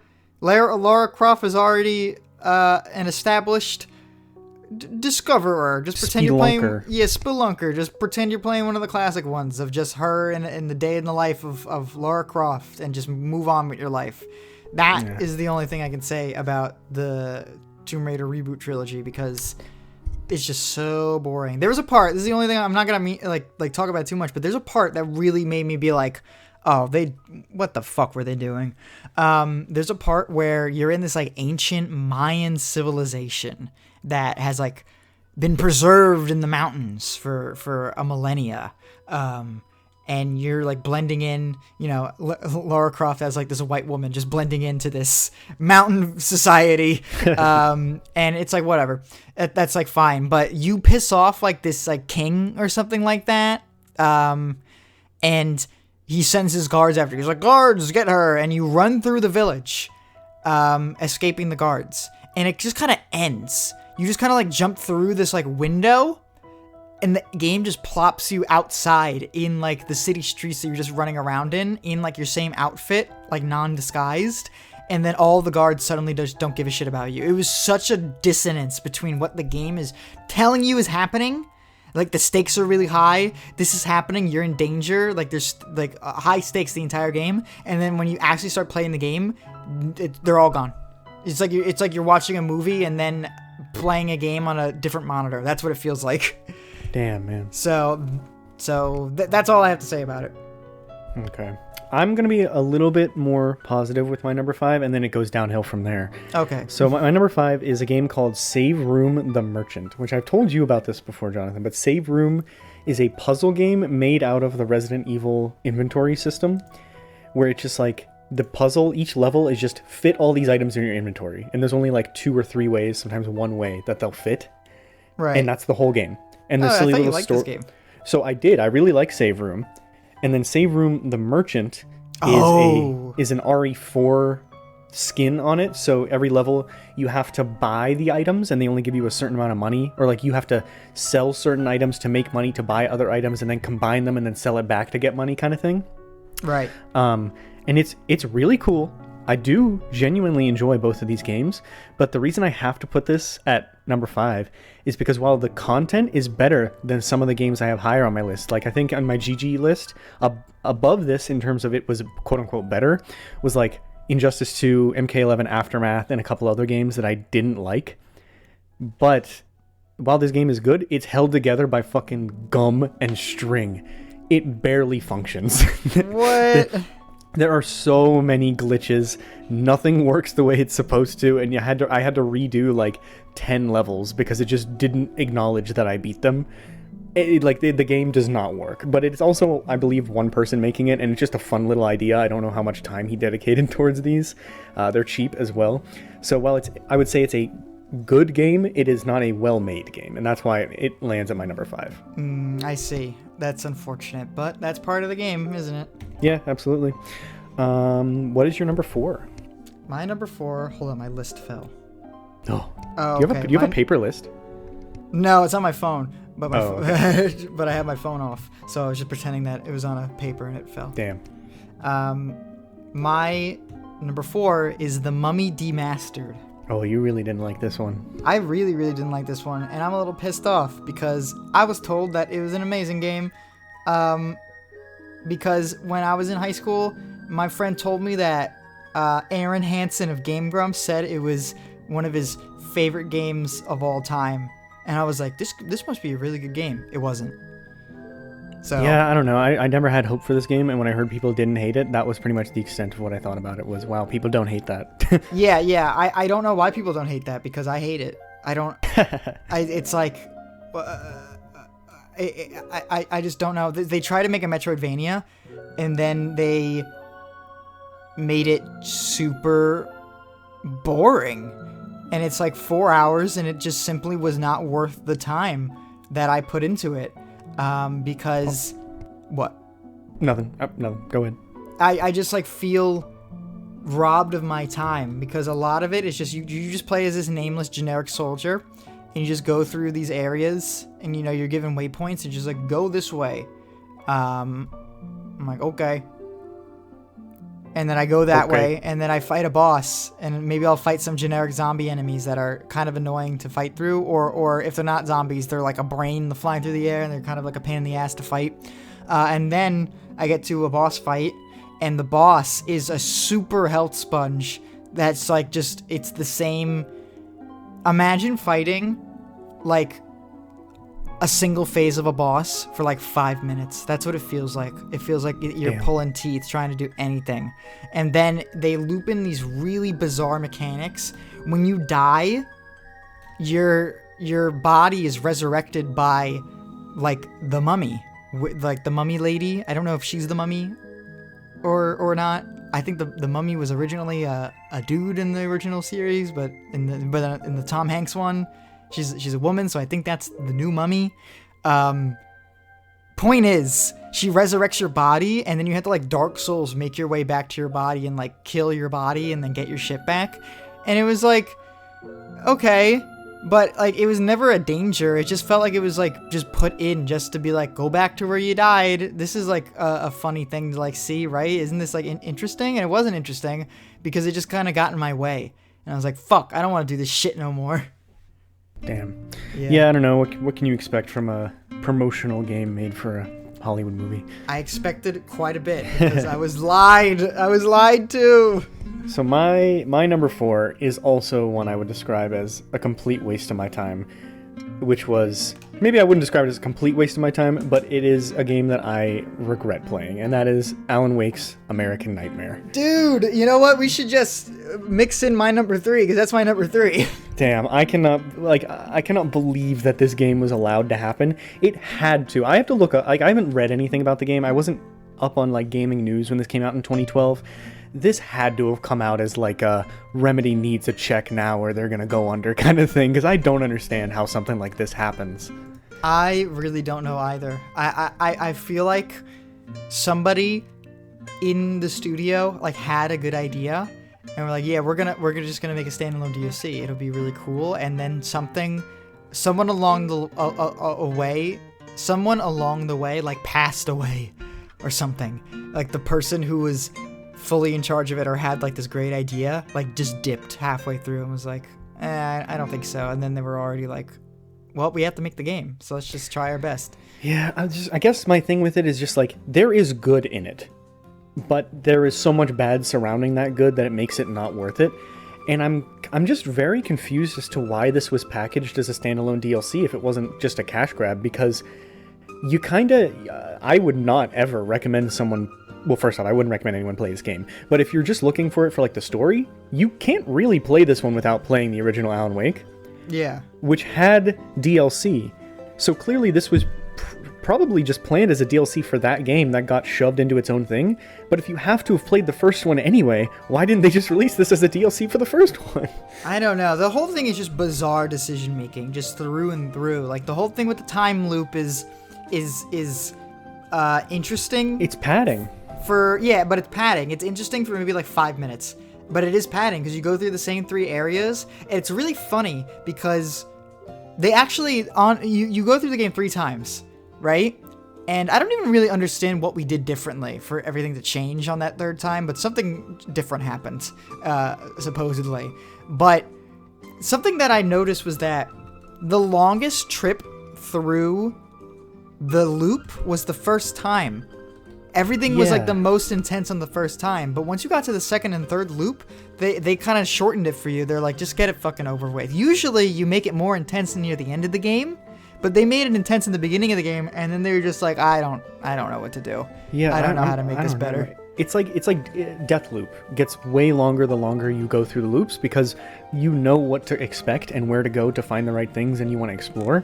Yeah. Whereas in this, it was kind of like, it was padding. It was, here's a couple open world levels, go explore, find your collectibles, play the game, fight some enemies, and then when you come back through, it's like, all right, well, you're just here. Like, you just have to go. Like, there's nothing to do. Do it again while evil Alan Wake has his hair slicked back and does a little dance in a suit. See, we disagree on that. I think it's funny. Love that. I think it's funny, but like, do you actually, like, you love it, but are you actually sitting down and being like, this was a pro to the game in artistic quality, this was a good decision? Yes, I am. Because if they had just released a live-action short film that was Alan Wake versus Mr. Scratch, I would be so into it. I really, really liked how hammy and campy it was on purpose. Like, even in the trailers, they like describe it as a pulp action referencing cult classics or something like that. Like, they knew what they were doing, and I do think that they nailed it with their presentation of the live-action elements. Nothing else. Nothing else. Is Mr. Scratch in... he's in Alan Wake 2, right? Does he act like that?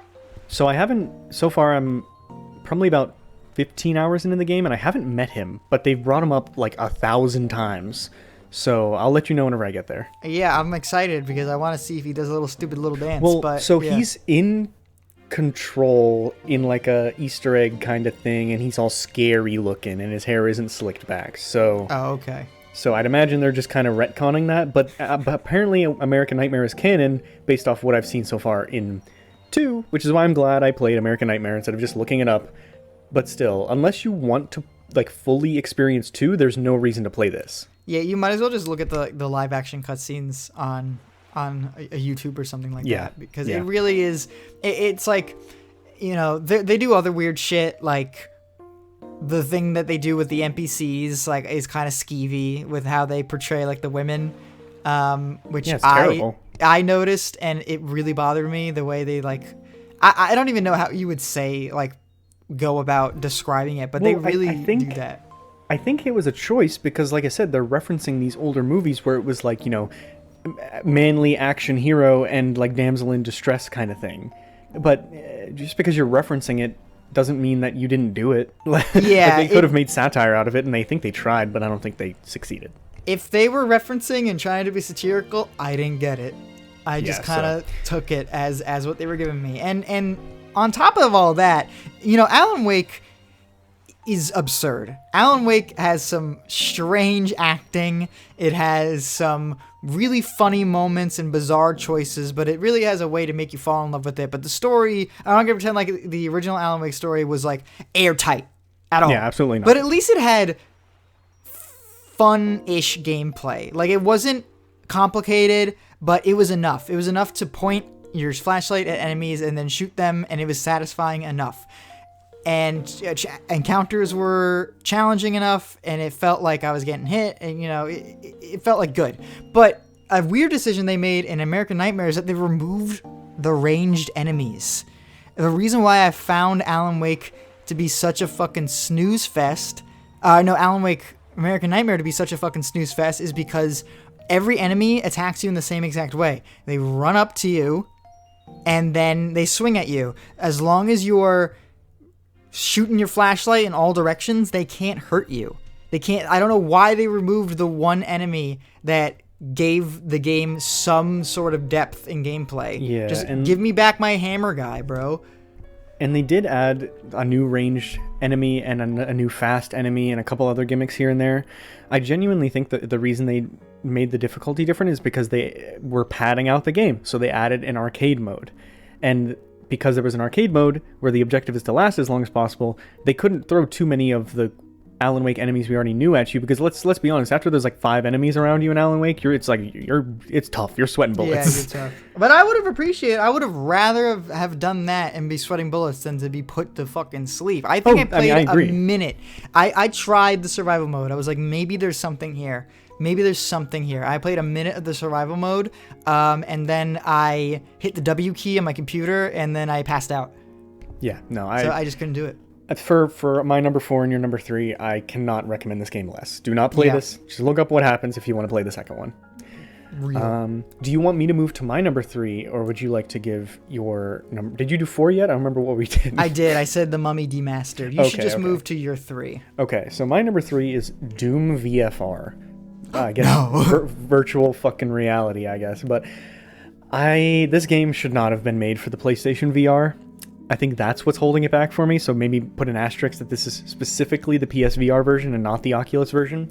Although I can't imagine that version that much better, because my main problem with this game is that you don't have a fucking joystick to walk. You have to do the teleporting? You have to teleport, which is in the Oculus version, but I'm pretty sure there's a control stick that you can use in there. You can walk back and forth in like a weird like dash kind of way using the face buttons, but that if there was an analog stick for me to walk and turn my head like there is in RE7, I'd probably put this game pretty high. But their control scheme is just entirely too much.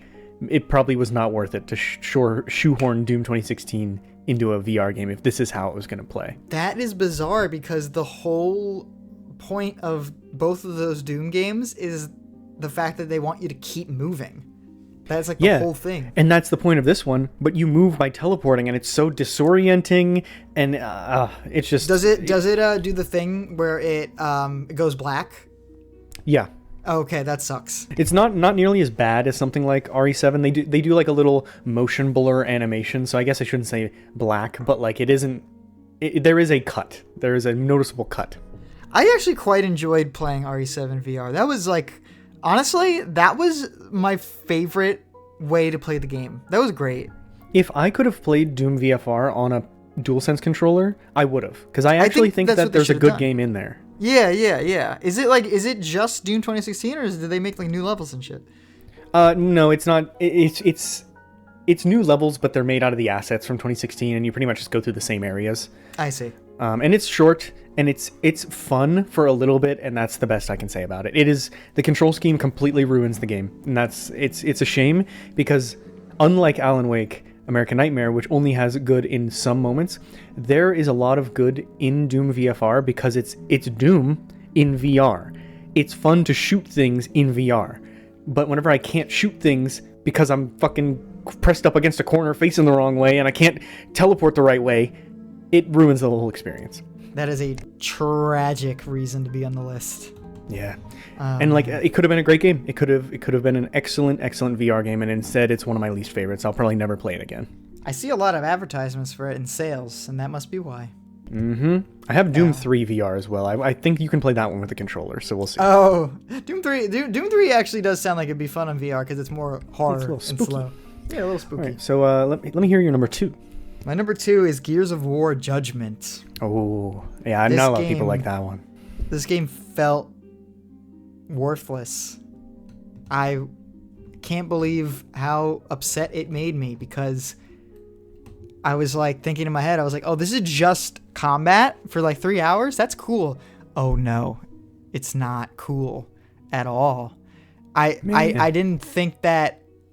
I feel like in a lot of action games, the intermediary between you shooting enemies and you, like, I don't know, going through the areas, like sometimes when there's like story moments, I feel like people can get impatient and they can have a negative view on the game because it's like, I just want to shoot things. Gears of War Judgment is just shooting things, and I never thought I would be like, I need some padding. We're going to walk down this hallway and talk about things for a little bit, because I'm so bored.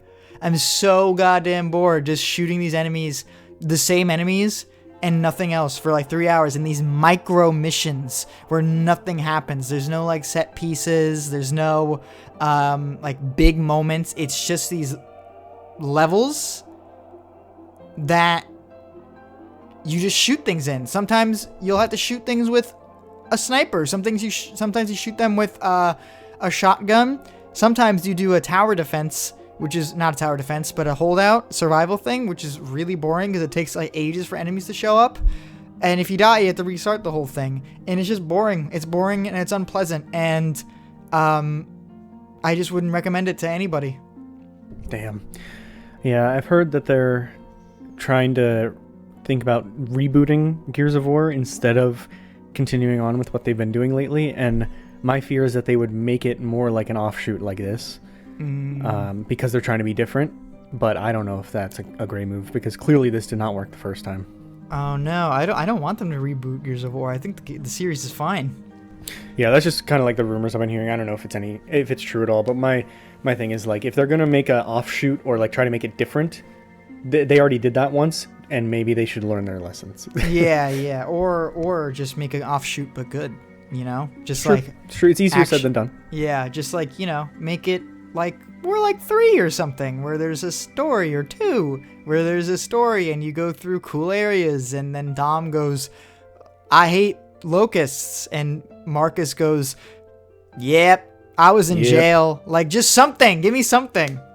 Damn, that sucks. I know you really hated that one, but I'm glad you finished it. I'm not. I felt hollow at the end of it. I was pissed. Yeah. My number 2 is a game that I did not finish. It's a roguelike, which I talked actually highly about on our roguelike episode, Luck Be a Landlord, which is a mobile game. I believe it's also on PC, but I played it on mobile, and it's a slot machine roguelite, and let me tell you, it is fun until you realize what the game is, and it's just a slot machine. and then you realize slot machines not fun. The fun part of most roguelites is the randomness, but there is so little player agency in Luck Be a Landlord because there's only a couple builds that actually work. So you have to go after those if you want to win. But why would I want to win if the only thing I have waiting for me in the future is doing the same thing I just did? Because it's the only way to win. And it's so random that it's incredibly hard to get those winning builds. Everything else is doomed to fail unless you get a perfect run, but it's not skill-based. It's literally a slot machine. So I cannot recommend this game, even though I looked at the Steam reviews, overwhelmingly positive. There are so many people that just dump hours and hours into this game, and I think they have gambling addiction or something. I don't get it. Review from my Uncle Fester, who spends all of his time at the casino. Love this one. No, Save me a trip. I can't get into it. Maybe it's just a Jake thing, but I'm offended by how little progression and player agency there is in Luck Be a Landlord, because the difficulty spikes so fast that you might be able to skirt by on the first 3 levels, and then the rest of the game, unless you're using very specific meta builds, there's no way to win. And that sucks. Yeah, and I don't think, from just what the screenshots I've seen, it's just also not interesting enough visually. Well, I like that the pixel art is fun, and there's fun little animations and sound effects that go along with it. There? So you're actually oh, there is love and care put into these ideas, and there's some cool stuff the things relate. So if you put water near a plant, then the plant will grow and you get a seed, and then the seed will grow into a fruit, and then the fruit will be eaten by the dog, or stuff like that. Right. Dynamic emergent gameplay. But whenever you have to get a specific combination of things to win, none of that stuff matters, and it takes away the charm and all the care that went into those things. That is a bummer. That is a quite bummer. Yeah. What is your number 1 worst game you played in 2023? Worst game I played in 2023, and one of the worst games I've ever played in my life, is Mega Man X7. Oh no. This is the first 3D Mega Man game, and I feel like you've heard about it. Have you heard about it? Not really. I really do think it's one of the worst games I've ever played in my life. I was one death away from abandoning it and being I'm done. I'm not doing this anymore. You never do that, ever. I do. I never do that. I'm surprised I even did it for this. The only reason I did it is because the game is so broken that I was able to just take advantage of how busted it is and just destroy the final boss before he could retaliate, honestly. I don't even know where to start. First, let's start with all the bad things. Everything. The gameplay is not good. The level design is terrible. Playing as Axel, that's the new character. You start the game with Axel and Zero. Axel has a rapid fire shot, which does pitiful damage. You're gonna fire. I actually got a wrist pain from how many times I had to shoot the gun as Axel. And so he has a lock-on rapid-fire gun that does shit damage that you can't just hold down the button. You have to hit it for every pull of the trigger. You have to hit the button. And then he has this gimmick called A-Trans, where you use a finishing shot against an enemy, and then you can briefly transform into them. Problem is, the A-Trans shot does 0 damage. So for most enemies that you would want to transform into, you would have to just count how many shots you're doing. So 1, 2, 3, 4, 5, 6, 7, 8, 9, 10, up to 29, and then use A-Trans just to play as this shitty character for maybe 15 seconds. It's just simply not worth it. You could play as Zero, but Zero sucks. Zero's saber is suddenly super short range. His combos suck. He's floaty and slippery, and when you're a close range character and you take contact damage, you just smack into everything. It's simply not fun. You unlock X halfway through the game, and X is just a better Zero, but by the time you reach X, you've already pumped in a ton of upgrades into either Axel or Zero, so you're kind of just getting diminishing returns for Zero, so you just might as well just put in all your skill points into a single character. just to make them even more powerful. But even then, they're not going to be as powerful, and they're still going to be like clunky and shit because the game runs like shit. The music isn't good. The visuals are actually the backgrounds and environment are pretty good. That's like the only thing I can really say about it. But the models and the model quality, texture quality look terrible. Voice acting is some of the worst voice acting I've ever heard in my life, especially X. X doesn't sound like a person, period. He doesn't sound like a person from Earth. It sounds like they got an alien who doesn't know what emotions are. And the story is bad too. I don't really understand what's happening. Like Red Alert is a thing that's there. X doesn't want to be a Maverick Hunter anymore. So he spends the whole game just being like I don't want to cause violence anymore. And he says it like terribly because his voice actor just doesn't know how to use inflection. And everything out of X's mouth is just negativity. Like every single thing. I can't think of a single line of dialogue where he wasn't like saying no to somebody in some way. He was just such a downer. He's like that meme where it's like, damn bitch, you always got something negative to say about everything. That's what I felt like about X. He was such a an asshole to Axel, who was just trying to like be a friendly guy and be like I want to be a Maverick Hunter. I want to do what's right and make my wrongs right. And the whole time he's like, Maverick Hunter, that's not how you do it. Maverick Hunters aren't in the way. Violence is in the way. And then you unlock him halfway through the game because he's like, I can't sit idly by anymore. I'm going to join the fight. And even though he's like he's killing again, he's still like, violence isn't the answer. This is not the way. You'll never be a Maverick Hunter, Axel. It's like, what? What do you mean? What are you talking about? Why are you such an asshole? It's just terrible. And then they completely retcon that by the time Mega Man X8 comes out. You just start the game as X. It's like, what the fuck were they thinking, man? At least they learn from their mistakes, right? I hope. I actually heard X8 is pretty good. But when people... X7 really made me so upset that whenever people are like, I can't wait for a new Mega Man. I hope they make a new Mega Man X game someday. I'm like, I hope they don't. Because that really like the Mega Man series isn't that great, right? Like it's pretty good, but it is so wildly inconsistent because there's so many of them and they tried so many different ideas and most of them are just, they don't land it perfectly. They don't land it at all sometimes.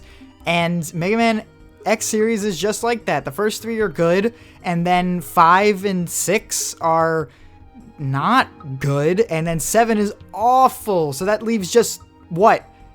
Some good games and then one good, like, great game? What the fuck? Yeah, that sucks. I'm sorry that you had to play that because I know you're trying to finish all of them, but hopefully they go up from here. I think that's the worst of it. I think that really is the worst of it. But I actually cannot. I need to take a break from Mega Man. I started playing Mega Man 8 like immediately after to sort of like wash my tongue clean of the taste, and I just couldn't do it. Damn, that sucks. Yeah. All right, my worst game I played this year is actually a mod game for Portal 2. But it's one of those ones that got so big that it was put on the Steam store as like a standalone thing. You know what I'm talking about? Is this Revolution? Portal 2 Thinking with Time Machine. Oh, no. Oh, this came out a little while ago, right? This came out in 2014, so it's been around for a while. It's a cool idea, and it basically adds a mechanic to Portal where you get to record your movements and then play them back as an NPC. Uh-huh. So, like, if I'm standing in a room and I hit record, then I walk onto a button and stand there for 5 seconds and then hit save, then I can go up to a door, hit play, and then an NPC will spawn that walks onto the button and stands there for 5 seconds. And then you get to walk through the door. But you're the one doing it. So it's not like co-op. It's kind of like single-player co-op. Think like that. Okay. And the puzzles are designed around that. Like sometimes you have to go up and hold a block through a hole in the wall and hold it there for a while and then replay it and then go around the other side of the wall and grab the cube from the wall on the other side kind of stuff. And they did like a really cool custom cutscene at the beginning that picks up right where Portal 2 left off. They redid some graphical changes to the game, and they added a whole unique soundtrack to it. It's a decently long campaign of puzzles. I think the person who made this mod is very talented, because They had a really good idea, and they figured out how to program it into a game they didn't make. That takes skill. They are not a game designer. Oh. Maybe they are, and I don't want to insult anybody's skills or anything. Maybe this was a practice project or anything, but the levels are so bad. They're so bad. And the mechanic itself, I do not find interesting. The story that he added into the mod, I do not find interesting. The soundtrack, incredibly bland. Like, I wish they just put this out as a mechanic mod on the workshop or something, and that somehow Valve was able to incorporate it into the community-made maps for Portal 2, because it's a cool mechanic that is not once, not a single time in the entire mod used in an interesting way. And they just put so much effort and so much, probably money and time, in making this mod that I cannot ever imagine anyone would want to play. Wow. And like I said, I how really... much did it cost? It's free if you own Portal 2. Oh, I so see. that's why I'm like, I can't really complain about it. And I also really don't like just straight up like roasting these people. But I just gotta be honest, like, don't play this. It's a cool mechanic idea, but it's a good idea on paper and not in practice. I don't even see it on the store. What is it called? Thinking with Time Machine. It's not. I don't even think it's on the store. Well, if it isn't, that means they took it off, because I have it on Steam. I'm actually looking at it on the Steam store right now, so I don't know why you can't find it, but yeah, it's definitely... Send me that link. Okay, yeah, I'll put it in the chat. It's definitely there, and the reason I played it is because there's the big three, I think, is kind of how it's considered. So there's Portal Stories Mel, which is a full story mod with like unique textures and sound. There's Thinking with Time Machine, and then there's Aperture Tag, which is like a paint gun where you can shoot the gel. And I've played those two, and I really like them. I really like to see what people do with Portal, because it's such a blank canvas. I love community-made maps and mods and everything. And this just sounded like such a cool idea, and it was part of that quote-unquote big three that everyone always talks about. And I'm just so let down by it that even though it was free, I feel like they robbed me. Damn. Like, that is a crazy... That is almost harsh, even. That is wild. It is harsh. It is overly harsh. And like I said, I do feel bad. But I'm not gonna like sugarcoat it. I feel like I completely wasted my time playing this. The puzzles are not good. There's mechanics they don't even explain. Like they added things to Portal. Like now, if you put a cube on a button on the ceiling, it just sticks there. Never said once. So I had to look up a guide for that puzzle. There's I forget what the other mechanic was, but there's another mechanic that just like is not in base Portal that they didn't talk about in the game that is in a puzzle, and I had to look it up. Like it's, I don't know. Maybe I just had a really shitty time with it. I was in a shitty mood when I was playing it or something. But this went down as like the worst game I played in 2023, and it's not even close. Wow. That I was not expecting that out of anything. A Portal game. Wow. Yeah, I know. I wasn't expecting it either. When I was making my list last night, I was like, really? I basically put all the games I played into a list and then ranked them against each other. So I was like, okay, is this better than this? No, drop it. Is it better than that? Drop it. And then this one just kept dropping and dropping and dropping until it made it all the way to the bottom. What a loss. What a year of games. Those were our short lists for the best games we played and the worst games we played in 2023. And now we're going a bit long in the tooth, but this is a special episode, so that's no big deal. And we're going to be talking about our category awards. And so we put a little soft lock spin on things. We're going to be doing our category awards as yearbook superlatives. So yeah, baby. So everything you would expect to find in your grade school to high school yearbook. That's what we're giving out to the games today. So let's start off. What do we say? We start off with best dressed. Best dressed. Okay. Who was the best dressed of 2023?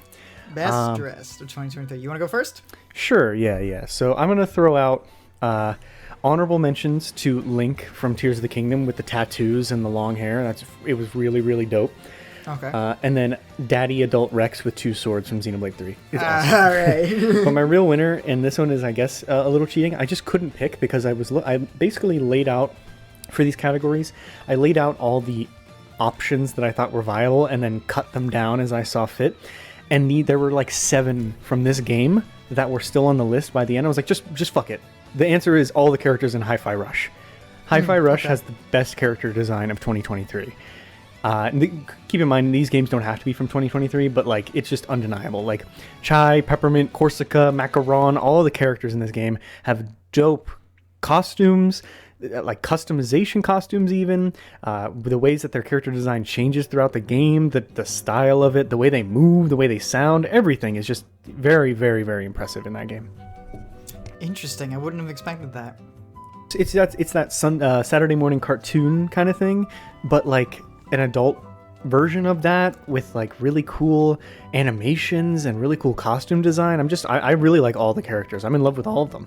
Are you describing Rick and Morty? No.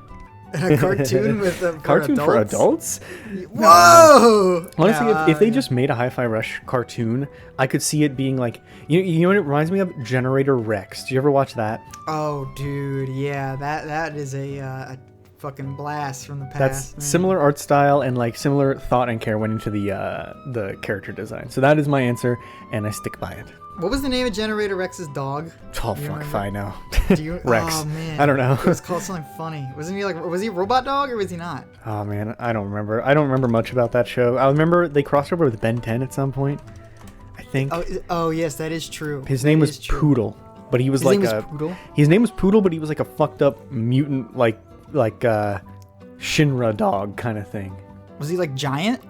He just had like a big lump on his back. I don't know. You're gonna have to look it up. That's sad.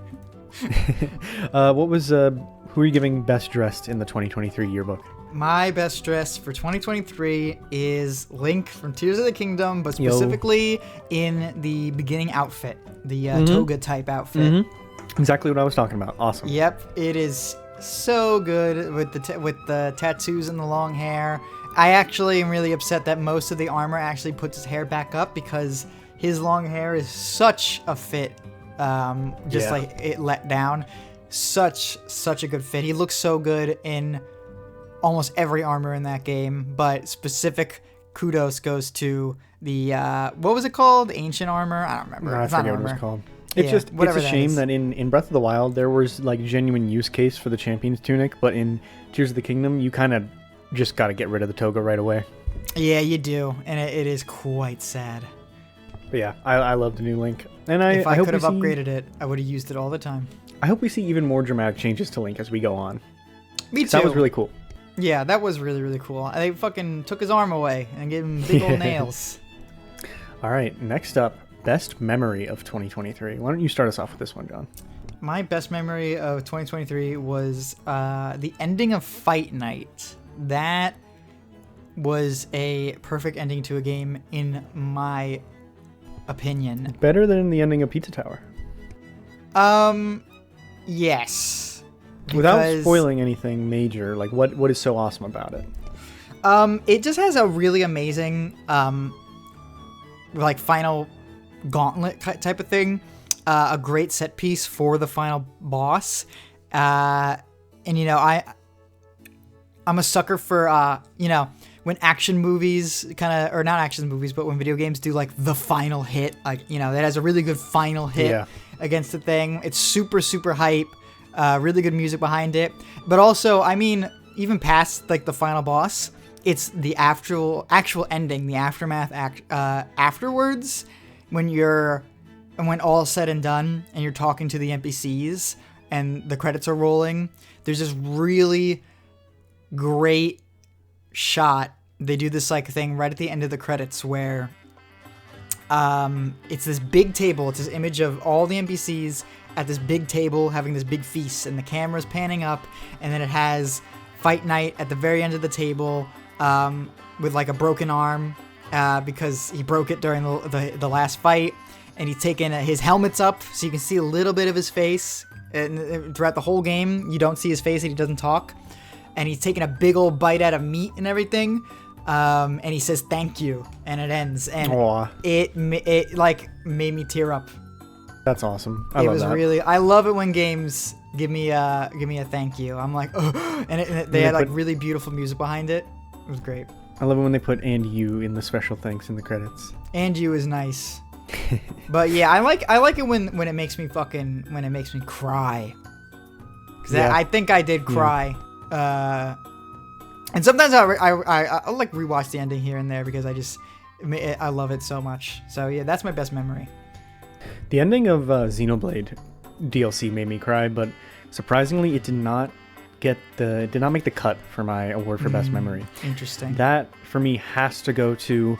I'm minor spoilers for Final Fantasy 16, but like if you watch any of the promotional material or played the demo, you already know that you're gonna fight Titan at some point. Right. And the Titan boss fight in Final Fantasy 16 is my best memory of the year because it is the best boss fight I've ever played in any video game ever that isn't made by From Software. Interesting. Wow. It is so long, but it never gets boring.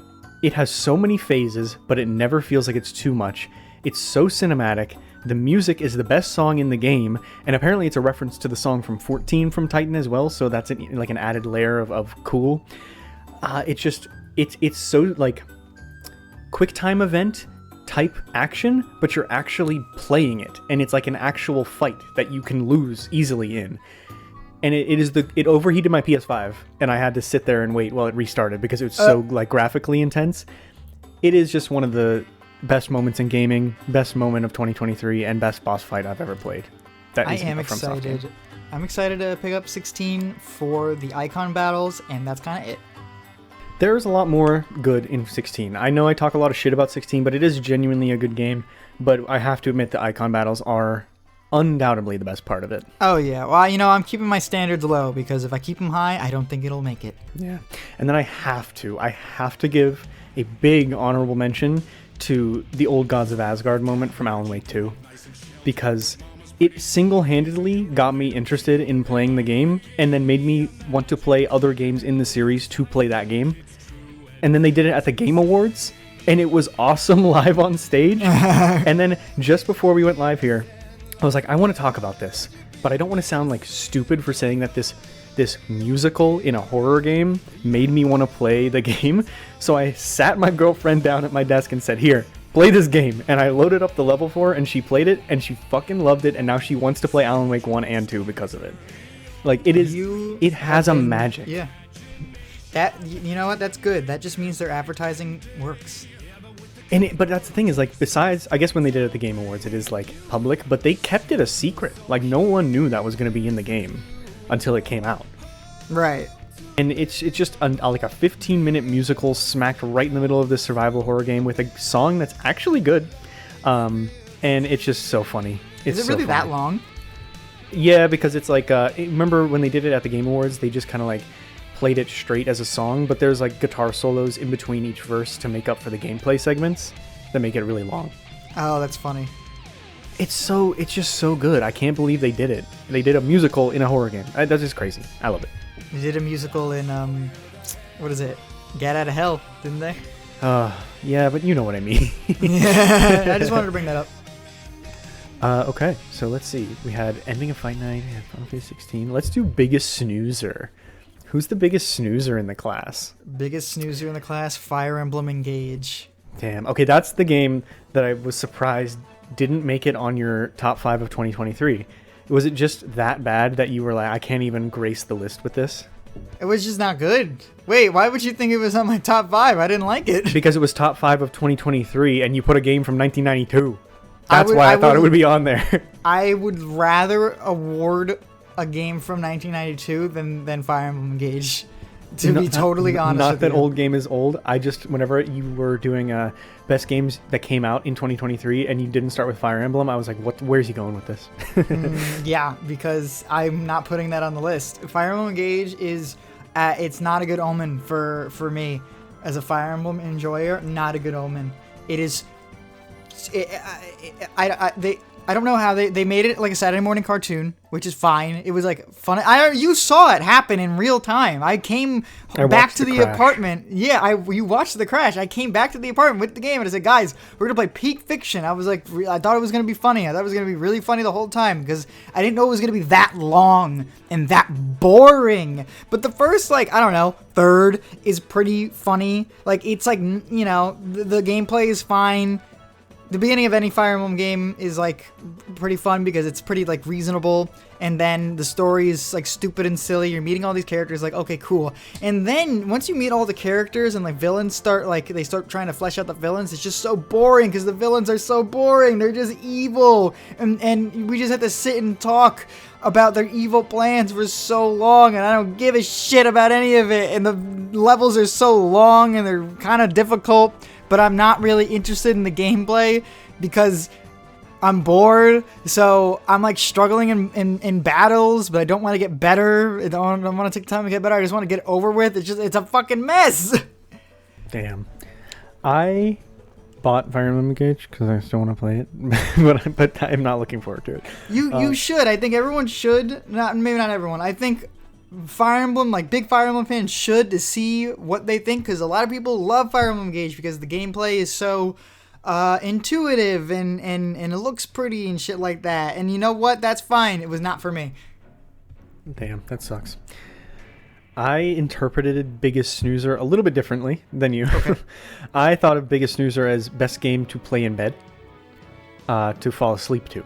Oh, okay. Yeah, I see. So for that, I chose Cocoon because there's very little music in that game, and most of the game is just these big, open, like airy, echoey worlds, and then you're this little bug guy walking around. And it just goes like as you walk, and it like echoes in different ways, and it's like Zen. You go into a Zen mode and just forget, and all the sound effects are so satisfying that you just kind of like get lost in it and then doze off.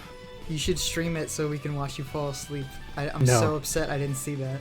I had to delete the VOD. I was so embarrassed. No! I downloaded it though. Maybe I'll clip it out. Yeah, I want to see. I need to see Resident Jake. For those who didn't see, I fell asleep during my Uncharted 4 or 3 playthrough because I just had such an exhausting day and I kept walking into walls and no one in chat said anything. That's so that you know what, they were just like, let him cook, let him figure it out. Okay, our next yearbook award, the biggest overachiever. Let me think. So for me, for biggest overachiever, I looked at this as like game that went above and beyond. So I know overachiever can have like a negative connotation, but I kept this pretty positive. And so my answer is Tears of the Kingdom, because I just expected more Breath of the Wild, and it was so much more than that and so much better than that. So I think it's definitely an overachiever in the best way possible. I agree with that. You know, people are still discovering shit that I would have never even conceived of ever during my playthrough. Yeah. Did you know that wood can do this, and like they'll hit it with like a berry and then the wood turns like blue? It's like people working with redstone in Minecraft, and then like 10 years later they try one thing with like a pie, and then it revolutionizes coding for the rest of eternity. Like that's the kind of stuff I get out of this. Oh man, I need to show you what is it? There's this video, and it was called like, "Behold the new ancient beast," or what are they called? They're called what are the beasts? Divine beasts. Yeah, the divine beast. Behold the new divine beast, Va Cucaracha, and someone made a genuinely good looking cockroach thing out of like two boats, and they made like legs and stuff, and they had it saved in their devices, and they just made like a big cockroach, and it had like even a moving head with antenna and shit like that. And he put it on, like, he went to Terrytown and he put a a flying controller on top of it, and he was like flying around on this cockroach, and I was like, this is amazing. Yeah, that game's fucking awesome. Certainly an overachiever. Yeah, absolutely, I agree. What you got?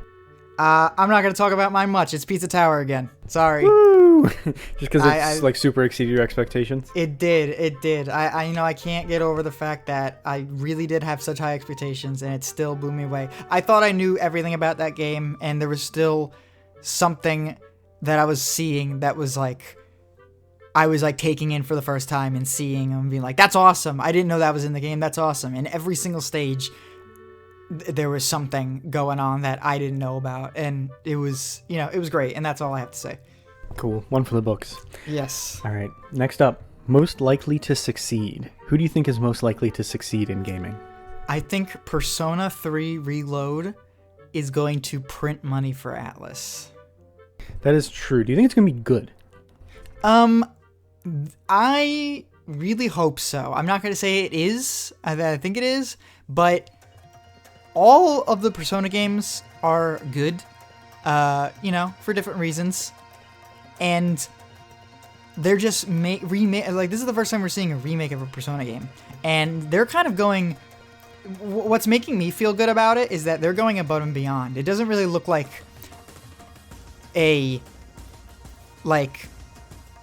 is a remake that people get hyped over. Not a remake to be like, oh, I want to say Silent Hill 2 remake. I feel like there's a lot of hesitance about it because it's like, what are they going to do? What is it going to look like? Is this really going to be good? But Persona 3, from what we're seeing, even just the bare minimum what we're seeing in the trailers, we haven't even touched the game yet.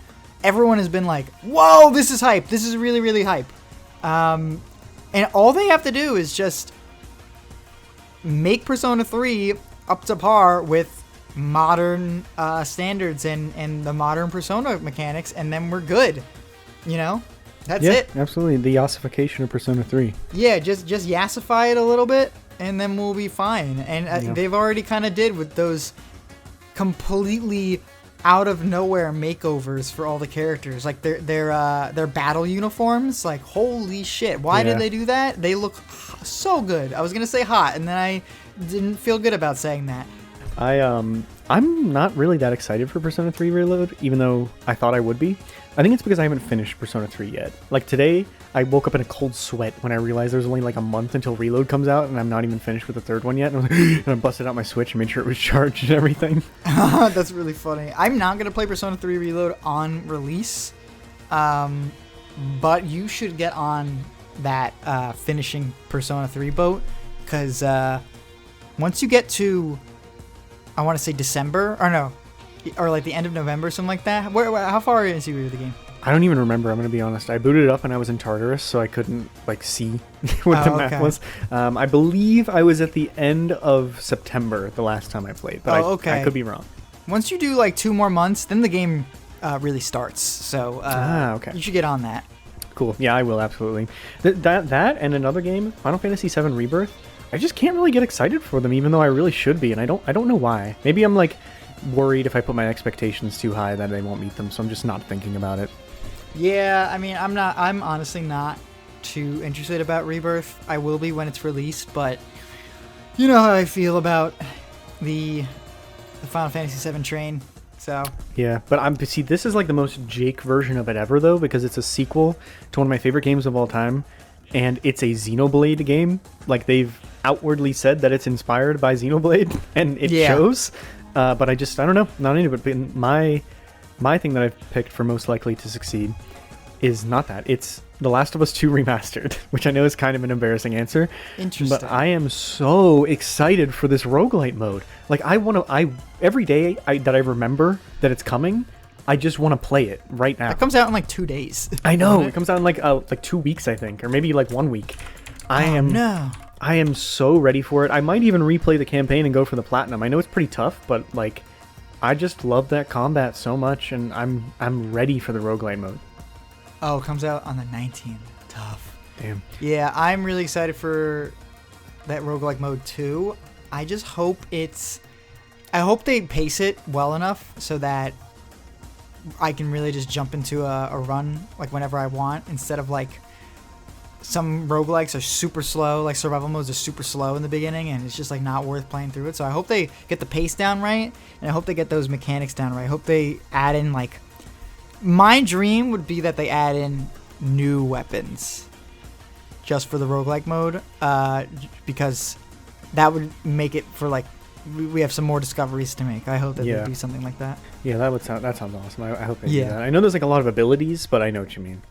Yeah. Have you seen the like the classes, quote unquote, that each character has? Like Joel and Joel, unstoppable, and then what was it? Ellie was just like basic or something, or balanced. I've been trying not to look into it too much, but I see like a lot of tweets about it. So I've seen like some things here or there. I know there's like a King of the Hill kind of mode in there, like a mission that you have to go on. But other than that, I don't really know how it's gonna play. I'm just excited for it. Yeah, I'm probably gonna take a look at it before I drop. I mean, it's only 10 bones, right? You know? Yeah. I just don't want. I'm gonna do a little bit more research before I jump into it, because right now I want a game. I want to play that game for the rest of my life, and I don't think that's a reasonable goal, so I think I need to lower my standards. Yeah. Speaking of lowering your standards, the next thing we're going to do is Teacher's Pet. So who did you pick as the Teacher's Pet of 2023? I picked The Last of Us Part 1. I think that's incredibly fair. Yeah. So what was your like thought process? What did you take Teacher's Pet as? Well, I couldn't really think of any like games that I've played this year or really like good examples of things that I know well enough about of like a corporation really sucking up to something. But the only thing that was popping up in my mind was Last of Us Part 1 because it really is just the same game, but it looks really, really nice. It's actually less of the original game because they removed factions and stuff like that. I think that a survival mode might have been good for that, or just some type of extra mode. Like, yeah, but no one wants to play that, though. Yeah, that's true. I mean, I don't know. I also kind of thought that they were gonna like add in the crawl or something, but no, it's just the same game. It's just the same game, but it handles a bit better and it looks much nicer. And you know what it felt like, especially for $70. It kind of felt like hey guys, you really like this game, want it again? That's kind of what it felt like. And I understand why they did it, but I don't know. I took it as hey guys, you really like this show? Do you want to play it? Yeah, that's also true. It felt like a little bit of a suck up, Yeah, absolutely. My Teacher's Pet, for similar reasons but not nearly as harsh, is Super Mario Bros. Wonder, which is a really good game. It made it to my top 10 of 2023, not the top 5. But at the end of the day, it's just new Super Mario Bros. With a new coat of paint and some cool mechanics added in. But it's not that much different from the other games that everyone says are boring. And I love New Soup as well. So, like, I'm not one of those people, but I can see the DNA in there. And I think this was Nintendo just being like, look, it's Mario, and it's new. But, like, it's not that new. It's kind of the same. But it is really good. It's really good. Yeah, I've heard it's really good, but I have not, like, I haven't been hearing much about it since it released, so I've kind of been wondering. I'm like, I literally just got it like a couple weeks ago, so I'm like, oh no. Well, so the reason I know I'm honestly, I don't even think it's fair to say it's like a negative thing, because like think about what a Teacher's Pet is. They're really good at doing what they do, but they just could have not been suck up about it. Yeah, and I think it's like. Super Mario Bros. Wonder is a really good game, but I think they added in some new mechanics as a kind of way to make it seem more fresh when it really isn't. Where if you played New Soup U and 2, you do see a lot of the same stuff in there, but for people who didn't play those, this is like very, very new. And some of the mechanics like the Wonder Flower and the purple coins are new and cool, but they could have went a lot further with it to just make it its own thing rather than playing it safe. I see. The dancing and singing piranha plants weren't enough for you? That's the cool stuff. I'm saying that the Wonder Flower stuff is cool, but at the end of the day, they did play it safe with like the kind of game it is. Like the bosses are so lame, and like I heard the bosses suck. Yeah, they're so lame. The easy mode stuff is so lame, and the platforming, while it can get challenging at some parts, is like if you took a level out of Mario Wonder and put it in New Super Mario Bros. U. and then change the art style back to the other one, I would have no idea if you took the Wonder Flower stuff out. You know what I mean? Interesting. Like, I get it. It's Mario. How different can you make the level design? But, like, adding in some movement, perhaps, or, like, some extra collectathon stuff, like the 3D Mario games, or adding in a certain type of attack that Mario can do, and then building the game around that, could have went a long way. But at the end of the day, it's Mario. It's playing it safe. Well, Wonder is next up on my list, so I'm... Don't get discouraged. It's still... I mean, like, I think New Super Mario Brothers is fantastic. You know what I mean? Like, they're all fantastic. I just don't think it did that much brand new like everyone says it does. Right. Yeah, I get that. All right. Why don't you say we do a couple more categories and then send this off? I agree. I think that's a good idea. Okay. Spends most time in the bathroom. Who do you think spends the most time in the bathroom? I'm going to be a little bit passionate about this one, I think. I haven't finished this game yet, but I'm going to say Inscription spends most time in the bathroom. Why do you say that? Because something has went wrong with Inscription. Oh no. I think that the developers and the people who are creating Inscription, I think they've kind of either underestimated how good the beginning card game segment is, or overestimated how good the rest of the game is. Because the beginning part of the game, Act 1 of the game, is phenomenal. So good. It's so good. I was like gripped the whole time. It was a fun game. It was a fun roguelike, but it was also a really, really interesting narrative experience, and I just wanted to keep going. And I had such a good time. I wanted the whole game to be like that. I hope that the whole game was going to be on par with that. Then the rest of the game, once you finish Act 1, you go to Act 2. Act 2 is just, I don't think is very good. And now I'm on Act 3, and I don't think it's going to come back. I don't think it's coming back. And I've spoken to you about this, and you stopped playing it. I know you said you're going to have to get back into it, but you stopped playing it after you got to Act 2, when it got to the video game section, right? Yeah, and it wasn't like I got there and immediately dipped out. I played a little bit of it first and realized, oh, this is not what I want right now. I wanted it in the beginning. Yeah. And I spoke to my brother, too, and he has the same experience. And then I was like, because I played through Act 2, and I just simply didn't enjoy it. It just wasn't fun. Because there was all these things about, like, creating a deck. And you have these 4 different types of decks you can have, and they all have a different resource. And it's very, very complicated. I think overly complicated for the amount of stuff they throw at you in Act 2. In Act 2, you have these 4 areas, and you do these 3 battles in all the 4 areas. And then you do a boss fight. And that's it. There's no, like, random encounters. I thought it was going to be much bigger than it actually is, but there's no random encounters. There's no, like, replaying, like, fights or anything like that, except for, like, literally one fight, which doesn't fight back. It's just more of a puzzle. It's, like, redundant. It doesn't make... I don't understand why they went through with it. What exactly about that experience struck you as Inscription spending too long in the bathroom? Because I feel like he was doing good work. I feel like he was doing really, really, really good work, and then he just went and fucked off and did something else. It's like, where's Inscription? Where's Inscription? We're doing this group project. He only did a third of his work. And then, you know, the teacher sends out a student to find him. He's in the bathroom, and he's like, I don't know, he's smoking out of his vape or something like that. It's like it's a brilliant child just, like, wasting this, like, gift he has. Like, I just want to beat the game so I can unlock the roguelike mode so I can play more of the game that I enjoyed. I am less excited to play it now, but still, that beginning part is so good, so. It is so good. There's a code. There's actually a code that you can input on the title screen to just unlock the actual roguelike mode immediately. So interesting. Maybe just do that. My interpretation of this one was kind of like shit or get off the pot. That's what it made me think of.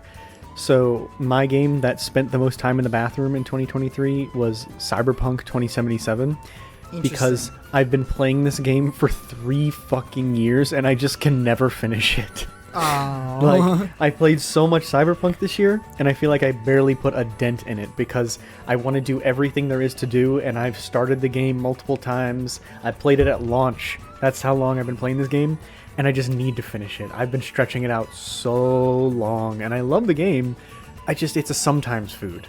That's your new nemesis, is what it sounds like. Yeah, well, I mean, Persona 3 Portable is giving it a run for its money, but I've only been playing that for many months, not many years. Half a year. Yeah. Maybe give it a couple more years. We'll see what happens. Yeah, we'll see. But yeah, my time with Cyberpunk is always great. Even whenever the game came out and it was really fucked up, I still enjoyed what I was playing. Now, it's not flawless, but it's very, very, very polished and very good. I really like it. It just needs to get off the pot. I need to finish it really bad. I get that because I also played through Cyberpunk up until you reach like the first like open world area, and then I went, I can't do this, and I closed it. See, I've been in the open world for like hours. I've done so many side quests that I'm at the point where now I only have gigs left, and I don't really want to do those right now, but I don't want to do the main quest yet. Right, yeah. I don't know, maybe the main quest will kick you into gear because things will start happening. Maybe, and I do want to play that Dogtown thing that came out this year, the Phantom Liberty. Oh, but yeah. Like, why would I buy it if I know I'm not going to even finish the base game? Phantom Liberty seems completely insane because Cyberpunk feels like such like a gritty sort of like you're this punk on the street like trying to make it or whatever, and then Phantom Liberty comes out and is like, you're an agent for the president. I'm like, what? Well, that's what Resident Evil 4 is, right? Yeah. Yeah. Well, we went a bit long on that one, so I think let's end it on some positivity instead of dipping into some of our more negative categories and just call that. That'll be the end of the yearbook. What do you say? I think so. I think that's a good one. Okay, cool. So yeah, that was our Games of the Year 2023 episode of the podcast. Thank you to everyone who's been watching us throughout this year. We aren't quite a year old yet, but we're coming up on it, and I think we'll have to celebrate the anniversary somehow. If anyone's still sticking around in the live chat, thank you so much. And for everyone else listening later, thank you for listening to all of our awards, our lists, everything we loved and didn't love about 2023. Before we sign off, Jonathan, is there anything you want to say or anything people should look forward to in the future? Yes. Omega-3 fatty acids are good for your heart. Yes, they are. And that is where we'll conclude things. Yep. All right. Good night, everyone. Thank you for watching, and we'll see you very soon. See ya.